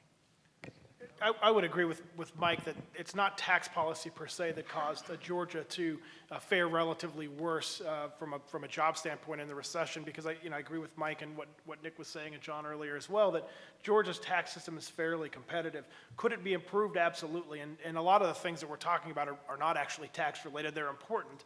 But John mentioned, for small businesses, the costs, a lot of them are federal government related. I think it's also important to remember that the state and local business tax burden in Georgia doesn't primarily come through the corporate income tax. I think that probably is why Mike says it's not that important to think about eliminating that. There may be some public relations value in eliminating a tax, just to say, hey, we're not taxing that anymore. We're making things simpler. But 95 cents of every dollar Georgia state or Georgia local governments and the state government collect from business come from taxes other than the corporate income tax. They come from the property tax, sales tax. More than 43 cents of every dollar of sales tax revenue comes from business inputs, unemployment insurance taxes, and so on and so forth. Some are difficult to deal with, like the unemployment insurance tax, but some, you ought, as you're looking at sales tax base expansion, you also ought to be looking at sales tax base contraction. You ought to be looking at what are those things, what are those business inputs that we're taxing now that we ought to eliminate? And you can't get rid of all of them. I'd have to look at the tax code. I would say probably off the top of my head, taxation of telecommunications equipment. My guess is you're taxing telecommunications equipment. Perhaps you want to eliminate sales taxes on other sorts of computer equipment that businesses buy. And then, I don't know, Mike, you probably know the sales tax code here a lot better than I do. It's getting better, but until recently, most energy components were taxable. And even now, we have an improved exemption for machinery and manufacturing machinery and equipment, but it's still pretty technical. You could fall outside that exemption when there's no policy reason to. I would suggest also that don't discount the importance of administrative ease. they're really, particularly for small businesses, they really want something where they understand how the taxes are computed and it's not time-consuming to do it. And here, I would suggest greater communication between the Revenue Department and the General Assembly would be helpful. And that, as a tax lawyer, I will tell you, in many cases, I've seen bad outcomes for my clients, okay? Not because the Revenue Department wanted a bad outcome, but because they were saddled with a law that didn't give them a lot of discretion. And they knew the law probably was inartfully drafted. It wasn't what the General Assembly probably intended, but the reality of it is they were in a tough spot and couldn't get it right, and it wasn't their fault. And I think, I do think that, that the legislature would do well to view both the Revenue Department as well as the Society of CPAs, as well as the Georgia Bar and the Atlanta Bar Associations, they have tax sections, as resources in crafting legislation. And just exactly how we're going to get that done. Well, it's not the job of the... You want a permanent tax council made up of experts that does it, not including us. No, but I do think in all... Sure, but I do think in all seriousness, the policy needs to be made by the General Assembly, obviously. But I think the General Assembly can make that policy better in consultation with professionals and people, including the professionals at the Revenue Department, to make sure that they're thinking things through and are going to get the, achieve the objectives they hope. And in particular, when it comes to crafting the legislation, having somebody, whether it's Frank, I know has does a marvelous job, but the folks at the Atlanta Bar and the Georgia Bar, they would be happy to craft the legislation, not the policy behind it, but to craft it to make sure that it's well crafted. I will tell you, anybody here who's involved in real estate knows about our intangible recording tax, okay, which is, okay, and it's a mess. It's an absolute mess. Okay, it's an embarrassment because it's internally inconsistent and folks like Frank have to administer it. And he's supposed to draft regs, okay, on a statute that cannot be interpreted. And it's a classic example of if only who, and we both, Frank and I, know what happened when they tried to amend the statute, and we know what they wanted to do. But whoever did it, and this is many years ago and they're long gone, but whoever did it in a way without any professional consultation. So it's an amateur's job and didn't do what they wanted to have done. Well, I'd like to say just that the Georgia Society has been working with the legislature to a greater extent recently, and the Department of Revenue. We've been working with the Department of Revenue for some time to try to overcome some of the administrative problems that are encountered, but with the legislature to try to do exactly what he's saying, to make the legislation be administrable from the get-go. So at least, well, readable is good. But anyway, we're trying to do that, but it still requires work to do that. And one of the problems is whenever you change any law or any regulation, kind of my experience is it takes about 5 years for that to permeate the population. Now, if it's something really drastic, and you might know about it right away, but a lot of things go in there, and it's 5 years before people know about it in general. A lot of times even the people administering it don't know, not necessarily in Georgia, but that's certainly true with the IRS and so forth. So when you get to the small business people, a guy goes out to hire an employee, he's all of a sudden has a whole lot of new paperwork to deal with. And the state law makes him a criminal if he doesn't comply with it right off the bat. And it's an unfortunate thing, but you can't comply with the regulations and the paperwork and so on very easily when you add on a new employee, especially if you've not had one before. So it's a burden for the small employer, going from no employees to employees. And it's bad enough even when you know the rules, but when you don't know them, it's really a problem. And trying to bootstrap the population that may be out of work is difficult without making a concerted effort to try to get them on the page that they need to be on if they're really thinking about going out and adding employment. I'm sorry? So they bring them on as 1099ers. Well, so they do that because they don't know the rules.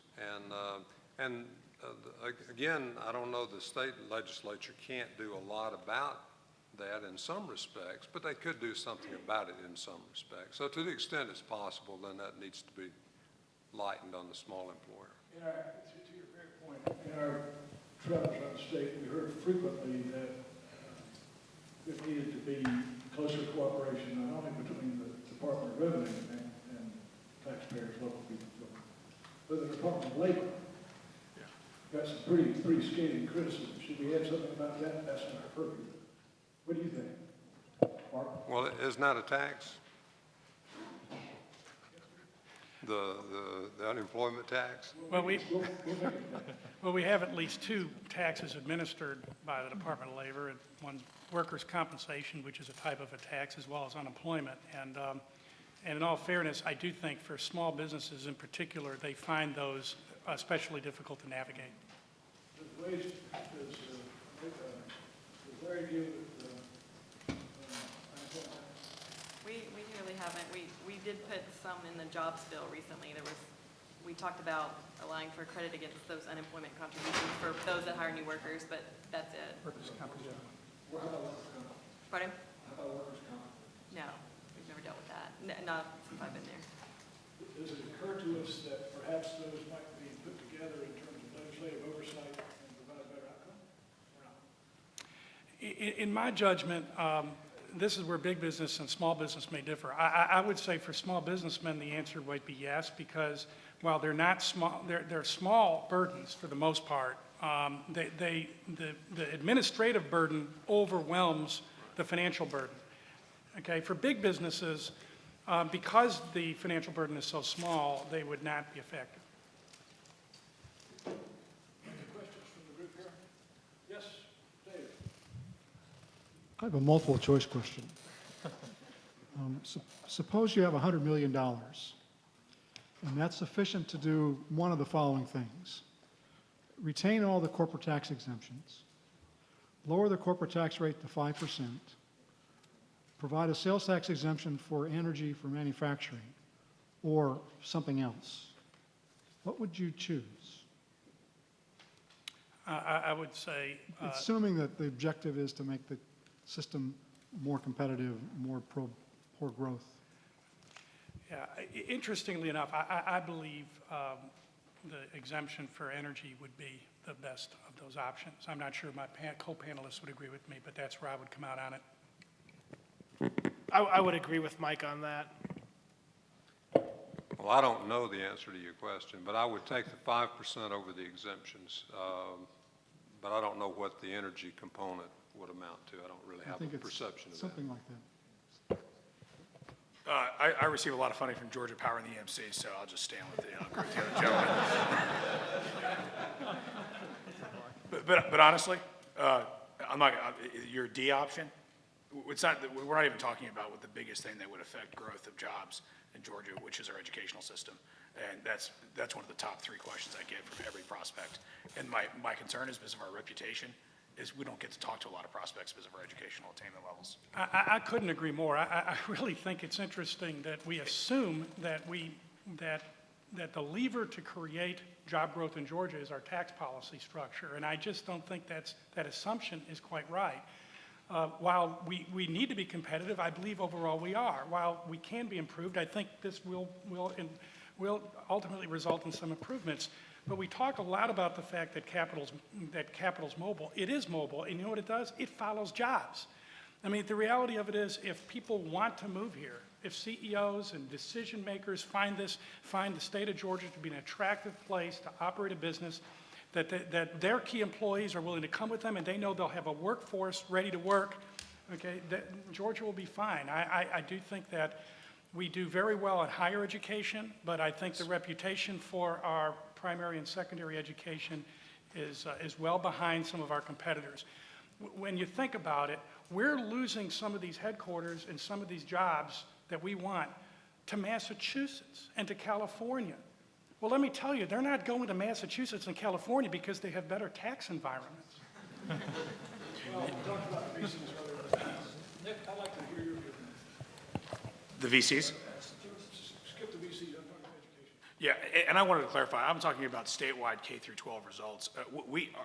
One of our biggest, I was quoted in an article this week in the Business Chronicle, Georgia Tech, and I'm not sucking up to him because I didn't even meet him until we walked on stage, but Georgia Tech is absolutely, and the state puts a tremendous amount of money, and I believe some 3 times what Colorado does in the secondary education. UGA and all of our other universities are just absolutely incredible and one of our best economic development tools. And I'm being really honest, it's easy for me to say I'm in Gwinnett County, which arguably is one of the best run school systems in the nation. It's easy for me to overcome that objection because I put him in front of Superintendent Alvin Wilbanks, and we're done in 10 minutes, and he goes through his numbers, and the guy is a consummate professional, is a businessman himself, the way he operates that school system. But if I'm outside of Metro Atlanta and outside some of the major core areas, I don't know how they overcome that objection. I just don't think they do, and they lose opportunities that they never even hear about. Well, congratulations, George Tech. Thank you. And others. Has anyone, this is not a trick question, how many people in the room here have ever heard of the Hope Grant? Tell us what the Hope Grant is, Nick. Well, if a prospect asked me, I would introduce them to someone from the university system because I probably wouldn't be able to explain it correctly. But the way I understand it is if you're an executive in a prospect company we're trying to recruit and your children did not graduate from a school in Georgia, you can apply for a grant that makes your children eligible for a grant, just like a kid that graduated with a 3.0 or higher in Georgia. Does anyone else have an alternative definition of a Hope Grant?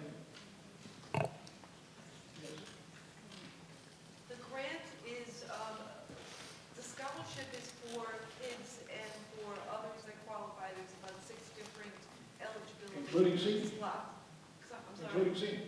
Yes, for a higher academic education. The whole grant is for any Georgian that just needs to go back, typically to a technical college to get trained. Everybody here know that before this meeting? Thank you, Ann. The Hope Grant is a piece that I didn't realize, and I don't care about, is a grant that enables people who are unemployed, perhaps, or want a better job, to get the same kind of stipend that Hope Scholarship kids get to go to college, except if they want to go to technical school, they're going to get training and skills that are available and used to live. And it's one of the best kept secrets in the state, even from Dick the Rockstar. But there are so many things like this that Georgia has. All right, we'll give you guys 5 minutes, and let's take some notes, few people. You got 5 minutes to give us the 10 quick hits that we can do immediately to improve the pro-growth status of the state of Georgia. Starting at people who Let me go ahead and do that. I want to step right outside the white line just for a second and just say that we don't advertise some of the things that we do have that should be used, but we do advertise the lottery. I find that a great conflict in my own mind while we're doing that, but that's really not inside the boundaries we ought to be talking about. But you made me think about it, and I had to bring it out. So. Fair point, and your comment here is there are other tools, perhaps like the Hope Grant and the quality of our technical schools, that we should promote more. Yes, I think so, and there are other things that go on in Georgia that we don't talk about correctly.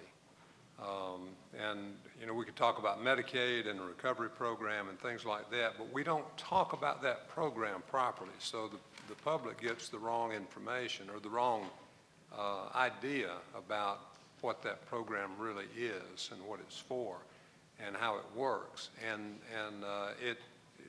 it needs to be talked about in better framework. For example, you wouldn't sell much life insurance if you called it death insurance.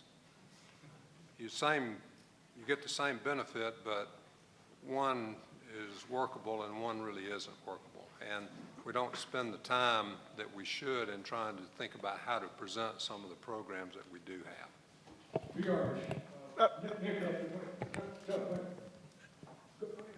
I can't hold 10 things in my head at one time, so I'm just gonna give you one thing, and it's gonna be one thing that I said already, and that you absolutely ought to recommend an independent tax tribunal. It is fiscally manageable, costs almost nothing. It sends the right message to taxpayers inside and outside of Georgia, and it's just plain the right thing to do anyway.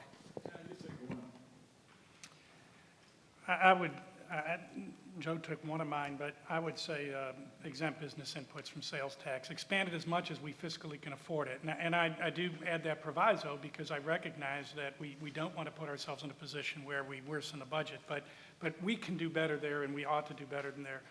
I would add a couple of things that are a little different, Adi, if you'll indulge me, and that is how we might, I don't think we're having that hard of a problem attracting business from a tax policy standpoint, so I don't think there's an easy 10-item list to do. But I do think there's a couple of things we can do to help on the budget that are not business unfriendly that we ought to consider. And one is broaden the sales tax. We talked a lot about that, and I think it makes sense. And the other, frankly, and this is one where it's a little controversial, and there'll be people in this room that might disagree with me, and that's fair. But we have had, over the years, a number of credits, not too many, but a couple of them, that are designed to attract quality jobs and businesses. But these are credits not only are used against their corporate income tax, but you're usable against your individual income tax withholding. That's what we got to get.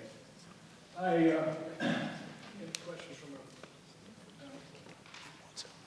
I'd like to thank all four of you wonderful gentlemen for taking the time to come before and educate us. Don't consider this the last time we're going to call you, because it isn't. We appreciate the effort that you put into getting here. Presentation. Thank you.